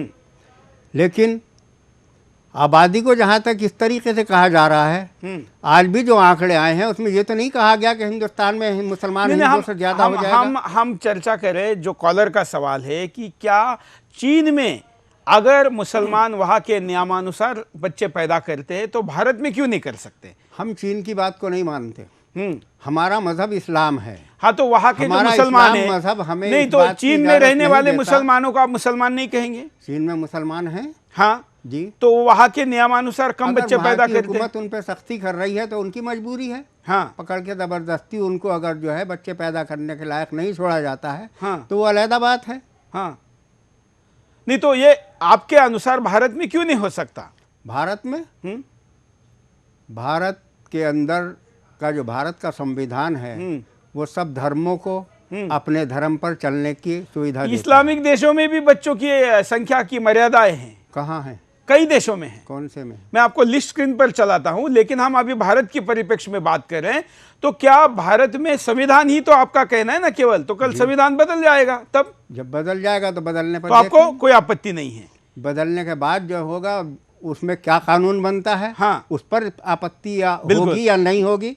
नहीं, क्यों अभी बताने में आपको क्या हर्ज है जी? अभी बताने में क्या हर्ज? कानून को देखने के बाद कहा जाएगा। एक लाइन में अगर ये कहा जाए कि समान नागरिक संहिता अगर भारत में आती है और जितने बच्चे हिंदुओं को, जैसे 2 बच्चों की बात हो रही, वही बात अगर मुसलमानों को होती है, हिंदुओं के लिए कानून कहाँ है 2 बच्चे पैदा करें? अगर 2 बच्चों की बात सबके लिए समान होती है, सामाजिक नारा है, ये मैं कहता हूँ सबके लिए होती है, सबके लिए होती है, तो उसमें आपको कोई आपत्ति है? आपत्ति करेंगे उस पर। क्यों करेंगे? इसलिए कि हम कुदरती की दी हुई नेमत को ठुकराना नहीं चाहते। मतलब चीन में आपका सुन नहीं सकते, वहां पर आप कुछ कर नहीं सकते, इसलिए वहां पर आप मान जाएंगे। और भारत में आपके दम से और आपके जरा नाटक करने से, या यूं कहे ड्रामा करने से, या यूं कहे बवाल करने की धमकी देने से यहाँ की सरकार झुक जाती है, तो यहाँ पर नहीं मानेंगे। का क्या मतलब है? कानून की बात कानून के जरिए आप तो धमकाने की बात बोल रहे हैं। धमकाने की क्यों होती है? तो क्या होगा? भाई हुकूमत के सामने ये सवाल रखा जाएगा कि कानून जो बन रहा है उस कानून में सबकी सुविधाएं होनी चाहिए। जबरदस्ती ना तो जबरदस्ती पैदावार बढ़ाने की बात की जाए, ना जबरदस्ती पैदावार रोकने की बात की जाए। जब मैं जबरदस्ती बढ़ाने के तो पक्ष में हुई नहीं, बल्कि जबरदस्ती जो बढ़ा रहे हैं उनको हटाने की कह रहा हूँ। मुस्लिम बहनें जब मुझे मिलती है, मैं भारत के मीडिया का एकमात्र ऐसा व्यक्ति हूं जिसको मुस्लिम बहनें सबसे ज्यादा मिलती होगी, हर जहां कहीं जाता है। मेरे फेसबुक पर भी अगर सबसे ज्यादा कोई होगा महिलाओं के, इसमें तो मुस्लिम बहनें होगी। वो सबका ये कहना है कि हमारे ऊपर एक थोपा जाता है। क्या? बच्चे पैदा करने वाला विषय कोई नहीं कहती। अगर मैं आपके सामने लाऊं तो देखिए, कोई अगर ये मैं इसी स्टूडियो में आपके सामने ऐसे बहनों को लाऊं तो वो बहनें वो हैं जिन्होंने इस्लाम की तालीम हासिल नहीं की, एडवांस बनती हैं जो, समझे साहब, उनके बारे में आप कह रहे होंगे। तो एडवांस बनना आपको मंजूर नहीं है? वो एडवांस ऐसी नहीं है। देखिए, नारी का सबसे बड़ा सम्मान क्या है, पहले इस पे आइए। नारी की असमत सबसे बड़ा सम्मान है। अगर उसकी असमत की हिफाजत कोई शख्स नहीं कर सकता तो नारी का सम्मान नहीं करता। तो इसमें असमत कहाँ लूटी जा रही है? असमत आज नारी आज महफूज क्यों नहीं है? नहीं, बच्चे पैदा करने और असमत लूटने का क्या संबंध? ये जनसंख्या का विषय केवल भारत में नहीं उठ रहा है सुरेश जी। सही है। ये जनसंख्या का विषय पिछले ब्रिटेन के संसद में उठा, और संसद में उठा तो वहां के विपक्ष के नेता ने कहा कि ब्रिटेन के वासियों को 4-4 बच्चे पैदा करने चाहिए।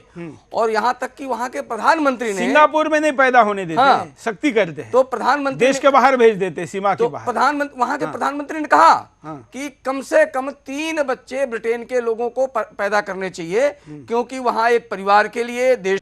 इस्लाम का मतलब ये शांति होता है या अशांति होती है? बस ये पूछना चाहूंगा मैं इनसे। इस्लाम का मतलब है पैदा करने वाले के आगे अपने आप को पेश कर देना, यानी जो उसने हुक्म दिया है उसको मान लेना, उस मालिक के हुक्म को मानना, जो हम सबका पैदा करने वाला है।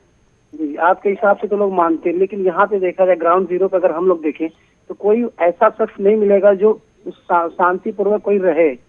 हर कोई चाहता है शांतिपूर्वक रहना यहाँ पे, लेकिन अगर आप किसी के पास जाएंगे तो शांतिपूर्वक रहना नहीं चाहता वो, मतलब एक दूसरे को, मतलब सामने वाले को गलत नजरिए से देखता है वो। तो इसका मतलब आप क्या बता सकते हैं? बताइए। देखिए, जो इस्लाम के उसूल हैं उनके अंदर जो है बड़ी रहमदिली का मामला है। अगर मैं खराब हूँ तो वो इस्लाम नहीं बताता उसको।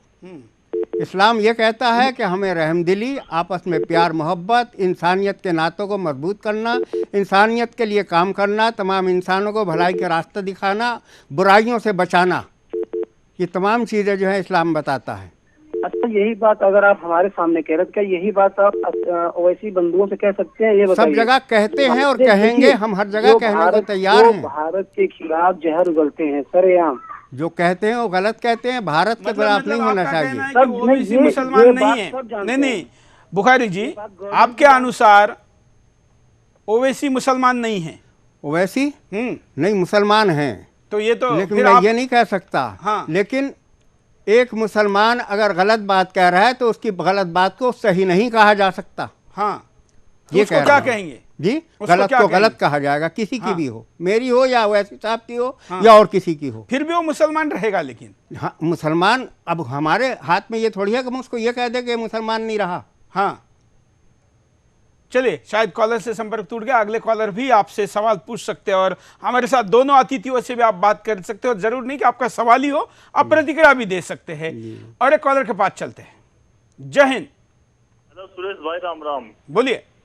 सुरेश भाई, मैं ये कहना चाह रहा कि हमारे देश में जो है, जो मुस्लिमों ने ये षड्यंत्र रच रखा भी कि जनसंख्या बढ़ा के पूरे देश पर कब्जा करने की सोच रखी है। अब आप एक बात बताओ, कोई भी आदमी है मस्जिद में, मौलवी है, दाढ़ी बढ़ाएगा, टोपी लगा के, और वो जो है ये कह देगा कि जिहाद जाए, जिहाद में निर्दोष आदमियों की हत्या करी जा रही, और कोई भी आकर कह देगा कि ये तो अल्लाह, जो उसकी बात की कोई खिलाफत करेगा तो कहेगी ये तो अल्लाह का हुक्म है, इसका सिर काटो। और देश में रह गए गद्दारी का देंगे, इनका कोई हुक्म, कोई नेता सा नहीं है कि हमारा जो है जाएगा गद्दारी को, इनका सिर कलम करने को। एक बार जो कोई बात में रहेगा गद्दारी करेगा उसका सिर काटेगा। मैं नरेंद्र भाई मोदी को कहना चाह रहा, नरेंद्र भाई मोदी खुद ही कुछ काम करे, नहीं एक बार ऑर्डर दे, गद्दारू है, गोली किंडा सुधा है, इनकी हवा खराब कर देंगे, सालों की इनकी लाश का पता नहीं चलने। चलिए, अगर आप शब्दों का उपयोग मत करिए। मौलाना जी बताइए।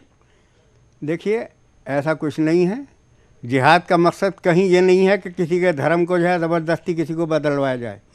जिहाद का मकसद, जहाँ भी जिहाद हुआ है, उस जिहाद का मकसद दुनिया के अंदर, उस क्षेत्र के अंदर, उस मुल्क के अंदर अमन और शांति, वहाँ की हुकूमत, अगर वहाँ के रहने वालों को, चाहे वो किसी मजहब के हों, किसी धर्म के हों, किसी समाज के हों, उनको शांति, उनको चैन नहीं दे रही है। पाकिस्तान जो भारत में कर रहा है उसको आप जिहाद नहीं कहेंगे ना, और भारत के भी आतंकवादी जो भारत के खिलाफ करे उसको भी आप नहीं कहेंगे? देखिए, जिहाद की शर्तें जो हैं जब लागू होती हैं, वो शर्तों के अंदर जो है कहीं स्वार्थ और कहीं इंसानियत का इस तरीके से खून नहीं किया जाता जैसे किया जा रहा है।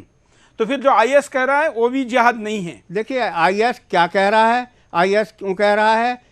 अगर वो इस्लाम के दायरे में कहता तो सब लोग उसकी तायीद करते। दुनिया के अंदर कौन उनकी तायीद कर रहा है बताइए? लोग तो लाखों की संख्या में, करोड़ों की संख्या में जुड़ रहे हैं उनके ट्विटर में। हर जगह आदमी चले जाते हैं। हाँ, ये दुनिया इतनी बड़ी हो गई है और इतनी छोटी हो गई है कि जरा देर में एक खबर पूरी दुनिया में पहुंच जाती है। तो सरफिरे हर धर्म के अंदर हैं, हर मजहब के अंदर हैं, हर समाज के अंदर हैं। चलिए, मैं आपका अभिनंदन करता हूं बुखारी जी, करने वाले लोग भी जो है नहीं। बुखारी जी, आपका मैं अभिनंदन करता हूं कि आईएस के साथ और आतंकवादियों के साथ जाने वाले को आप सरफिरा करें, लेकिन मैं आपको एक आह्वान करता हूं कि सरफिरा के आगे का शब्द निकालिए, क्योंकि सरफिरा बड़ा छोटा शब्द है। देश के खिलाफ, तिरंगे के खिलाफ और भारत माता के खिलाफ युद्ध लड़ने की बात करने वाले को सरफिरा नहीं कहना चाहिए, बल्कि आतंकवादी और देशद्रोही कहना चाहिए। वो देश के खिलाफ जो भी काम करेगा, देश के लिए हम सबको एक होकर के उसका मुकाबला करना चाहिए। बिल्कुल।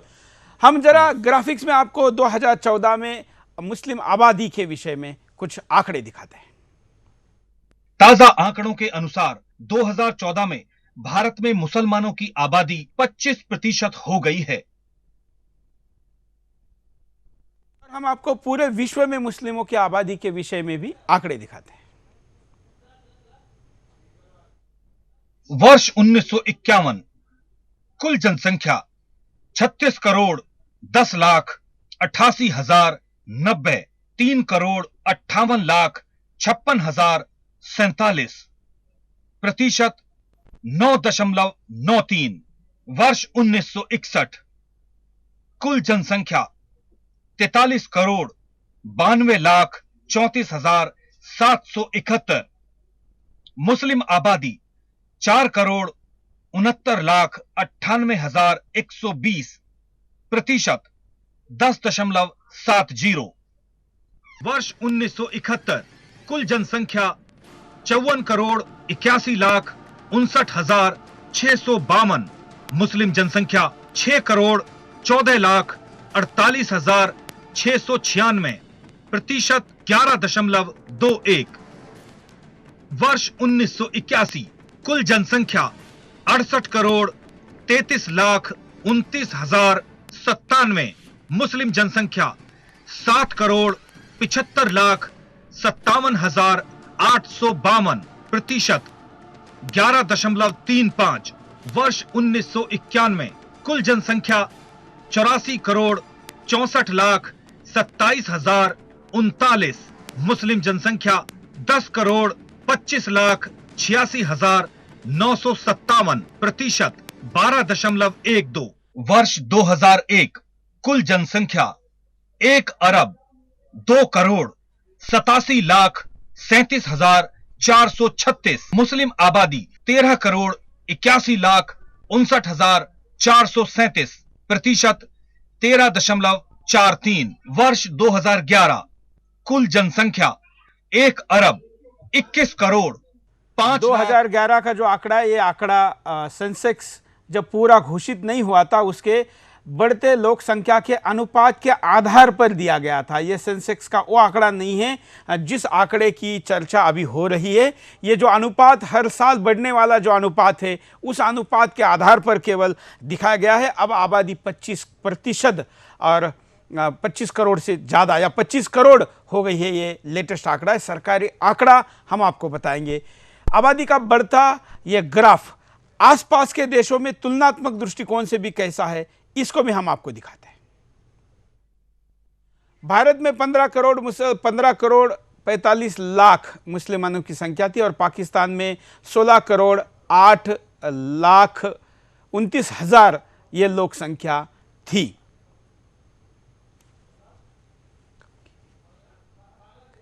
बांग्लादेश की है 12 करोड़ 96 लाख, तुर्की की है 7 करोड़ 27 लाख 50 हजार।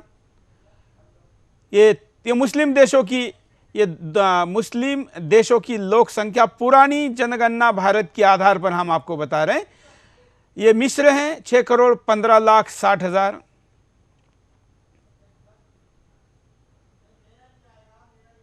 ईरान है 6 करोड़ 88 लाख 5 हजार, ये भी पूरी तरीके से मुस्लिम कंट्री है।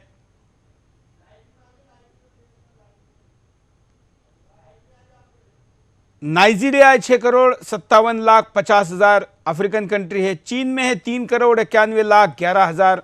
भारत की तुलना में पुराने एक दशक पुराने आंकड़े हम आपको दिखा रहे हैं, हालांकि भारत के आंकड़ों में बढ़ोतरी हुई है।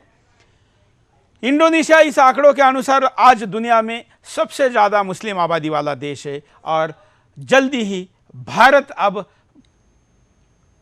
अपने धर्म को या अपनी चाहत को या जिस चीज को वो ठीक मानता है, जिस पर चल रहा है, उसे आप दिल से मनवा सकते हैं। दिल से मनवाने की बात हुई कहाँ, यहाँ तो तलवार के दम पर धर्मांतरण हुए। तलवार के धर्म पर धर्मांतर कभी नहीं हो सकता। औरंगजेब ने किए, ना भारत का इतिहास बताता है। किस्म की हम प्रूफ के साथ आपको बताते हैं ना, बिल्कुल नहीं है। हम आपको प्रूफ के साथ बताते हैं। इतिहास की सच्चाई नाम का कार्यक्रम हमारा आ रहा है। किसी को जबरदस्ती मुसलमान नहीं बनाया आज तक। आपका कहना है कि भारत में जितने मुसलमान हैं वो सारे सहमति से खुशी खुशी से बने हैं। बिल्कुल। हम आपको हिंदुस्तान की जो इतिहास का कार्यक्रम हम ला रहे हैं सुदर्शन न्यूज पर, एक हफ्ते के अंदर एक कार्यक्रम आने वाला है, इतिहास की सच्चाई। इसमें हम आपको ये सत्य दिखाएंगे और इतिहास में वो राइटर भी बताइए ना। हाँ, आपको संदर्भों के साथ, आंकड़े और संख्या के साथ देंगे, केस स्टडी के साथ देंगे। ऐसे कच्चा काम तो हम कभी नहीं करते हैं। सुरेश जी, हाँ, एक स्काइप कॉलर को ले लेते हैं। जय हिंद, बोलिए सर। आपका पॉपुलेशन कंट्रोल का जो अभी जो चल रहा है आपका प्रोग्राम, पॉपुलेशन कंट्रोल पे इंडिया में 2 बच्चों से ऊपर अगर जिसके ज्यादा बच्चे हैं उस पे बैन लगना चाहिए। हाँ। उस पे उसकी नागरिकता खत्म कर देनी चाहिए। आज देश की जरूरत है पॉपुलेशन को कंट्रोल करना। कहाँ से बोल रहे हैं आप? मैं इंडोनेशिया। इंडोनेशिया में मुसलमानों की संख्या आज सबसे ज्यादा है और अब वो उस देश का वर्किंग कल्चर, इंडिया के मुस्लिम और यहाँ के मुस्लिम में जमीन आसमान का अंतर है। They are well shower. Bukhari ji, वहाँ के एयरलाइंस का नाम गरुड़ा है, वहाँ की नोट पर लक्ष्मी का चित्र छापा हुआ है। भारत में अगर लक्ष्मी छापेंगे तो सारे विरोध करना शुरू हो जाएंगे कि ये तो हमारे हाथ में भारत की नोट, हम नहीं ले सकते। ये तो देखिए, क्योंकि भारत का संविधान जो है वो धर्मनिरपेक्ष है, तो संविधान की देन है ये। इसमें कहीं मुसलमानों का थैंक यू, मेरे को इतना ही बोलना था। देखिए, हम धन्यवाद की बात कर रहे हैं और सम्राट अशोक की लाट भी तो बनी हुई है।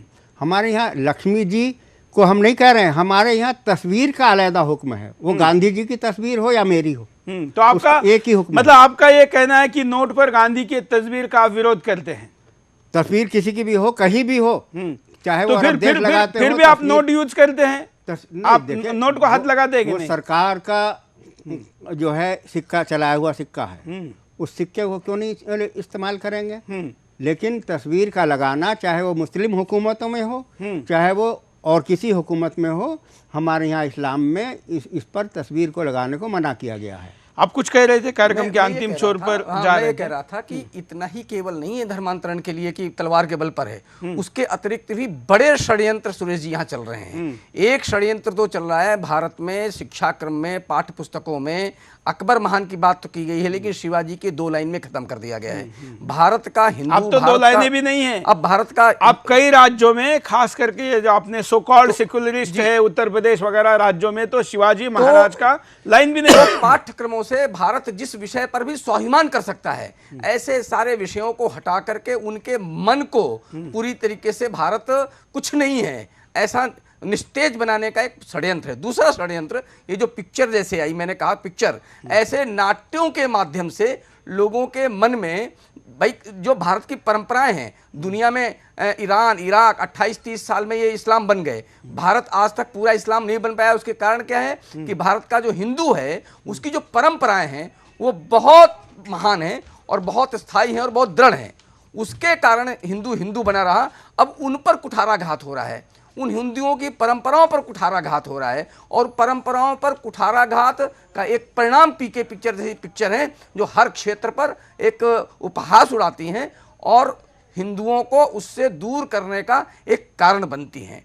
तो ये जो भारत का सेकुलर समाज है, वो जो गिरोह है, जो झुंड है, हर तरीके से कोशिश कर रहा है कि भारत का हिंदू निस्तेज हो, भारत का हिंदू कम हो, भारत का हिंदू देश के साथ खड़ा ना हो, और वो इसीलिए कहीं मुस्लिम के साथ खड़े हो जाते हैं, अल्पसंख्यकों के साथ खड़े हो जाते हैं और बहुसंख्यकों का मजाक उड़ाते हैं। ये यहाँ का जो सेकुलर गिरोह है ये काम कर रहा है। देखो, सेकुलर में हिंदू मुसलमान सब हैं, सभी किस्म के लोग हैं। मैं गिरोह की बात कर रहा हूँ, गिरोह एक गिरोह है। दोनों है, दोनों है, मैं भी मानता हूँ सेकुलरिज्म के बुरखे में सब हैं, दोनों धर्मों के हैं। सेकुलरिज्म का अगर ये मकसद है कि जिस तरीके से ये बिगाड़ किया जा रहा है तो वो सेकुलर तो ठीक नहीं है, लेकिन इस्लाम कहीं भी किसी धर्म को बुरा कहने की बात नहीं करता है। इस्लाम किसी धर्म के धर्म गुरुओं को, धर्म के धर्म स्थानों के बारे में सख्ती से कहता है कि किसी के बारे में जो है कोई ऐसा काम मत करो जो उनको बुरा लगे या दिल को तकलीफ पहुंचे किसी के। तो ये इस्लाम के उसूल अलग चीज़ हैं। फिल्मी दुनिया को तो छूट जो है हुकूमत ने दे रखी है भाई, वहाँ उन पे ऊपर कानून क्यों नहीं लागू किया जाता? पाकिस्तान में तो सीरियल बनती है, वहाँ पर भी सीरियलें बनती हैं, वहाँ भी वो बनती हैं, लेकिन ये तो भारत के अंदर फिल्म बनी है, मैंने देखी तो नहीं है, सुना है। उसने सभी धर्मों का मजाक उड़ाया है। सभी ने इस्लाम छोड़ के बना हुआ है, क्रिश्चियनों का और हिंदू का बना है, कुछ इस्लाम का भी, कुछ मज़ारों के। उतनी हिम्मत तो नहीं आमिर खान की। इमाम साहब उसमें है जो डर गया वो मंदिर गया, तो जो डर गए थे वो डरे हुए जो प्रोड्यूसर, चलिए हम उस पे नहीं जाते, मंदिर की तरफ हम उसको काफी बजा चुके हैं।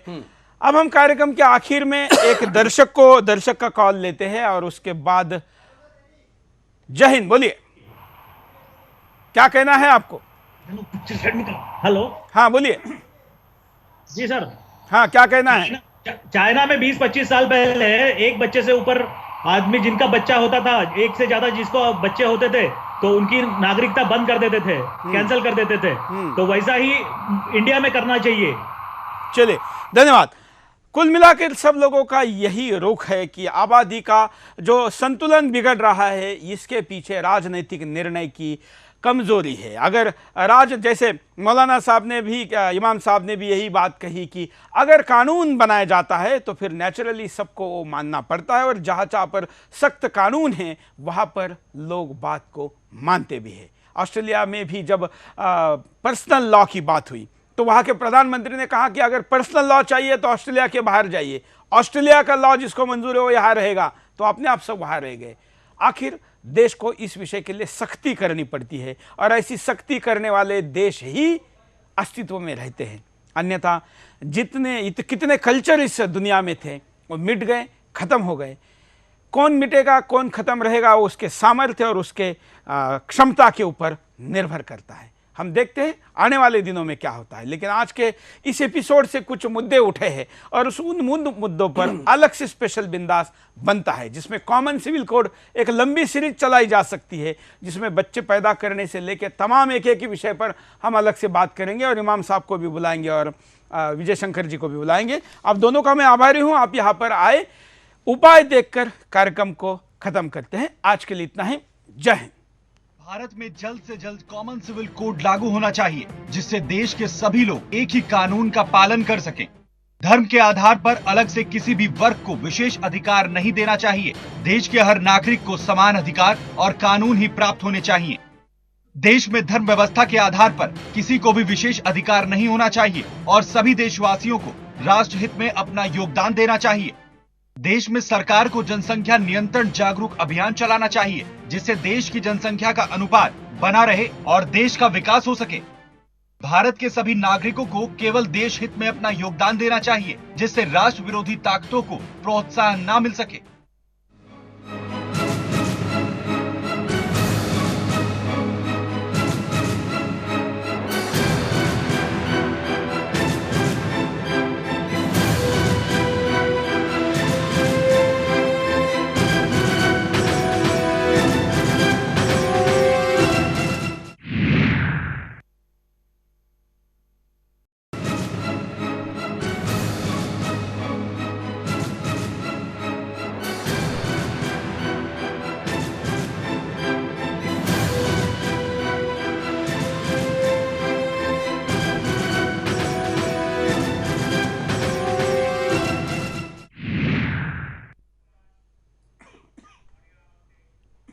नमस्कार, मैं हूं सुरेश चौहान की और आप देख रहे हैं बिंदास बोल। बिंदास में हम आपके सामने फिर एक ऐसा मुद्दा लेकर आए हैं जिस मुद्दे की देश में चर्चा तो हो रही है, लेकिन उसके सर्वांग चर्चा 360 डिग्री डिस्कशन नहीं हो रहा। इसलिए हम आपके सामने इस मुद्दे को लेकर आए हैं। जैसे कि आपने अभी प्लेट में देखा, नाम में देखा, 2050 में भारत में मुसलमानों की संख्या सबसे ज़्यादा हो जाएगी।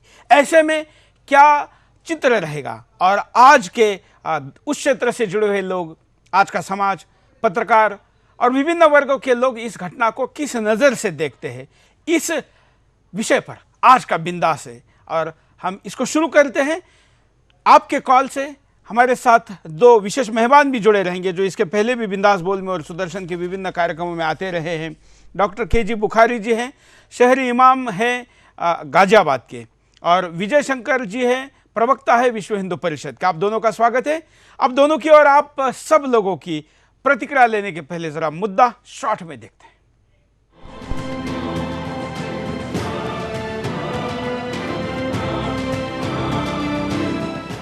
हिंदुस्तान पूरे विश्व में कई मायनों में अपनी अलग पहचान स्थापित करता है। उनमें से एक है हिंदुस्तान में सर्वधर्म समभाव की भावना। लेकिन आज धीरे धीरे हिंदुस्तान की आबो हवा में एक अलग ही बदलाव देखने को मिल रहा है, और वो बदलाव है हिंदुस्तान में बढ़ती मुसलमानों की आबादी। और हिंदुस्तान में ही नहीं बल्कि पूरे विश्व में धीरे धीरे बहुत बड़ा बदलाव होने जा रहा है। साल 2050 तक दुनिया की कुल आबादी में मुस्लिमों की संख्या दुनिया में सबसे ज्यादा होगी। ऐसे में जाहिर है कि भारतीय राजनीति में भी बदलाव आ सकता है। बता दें कि PU रिसर्च सेंटर की ओर से की गई स्टडी में इस बात का खुलासा किया गया है। स्टडी के मुताबिक भारत मुस्लिम आबादी के मामले में इंडोनेशिया को भी पीछे छोड़कर मुस्लिम आबादी के मामले में विश्व का सबसे बड़ा देश बन जाएगा। रिपोर्ट में बताया गया है कि अगले 40 सालों में ईसाइयों की संख्या से भी ज्यादा मुस्लिमों की जनसंख्या हो जाएगी। इस्लाम किसी भी अन्य धर्म की तुलना में तेजी से बढ़ेगा। इसके अलावा रिपोर्ट में यह भी बताया गया है कि 2050 तक मुस्लिम 2.8 अरब या आबादी का 30% और ईसाइयों 2.9 अरब या 31% के बीच आबादी के हिसाब से करीबी मुकाबला होगा। अगर भविष्य में हिंदुस्तान में ऐसी ही तस्वीर देखने को मिली तो वो दिन दूर नहीं जब हिंदुस्तान नाम के अस्तित्व को खतरा पैदा हो जाएगा।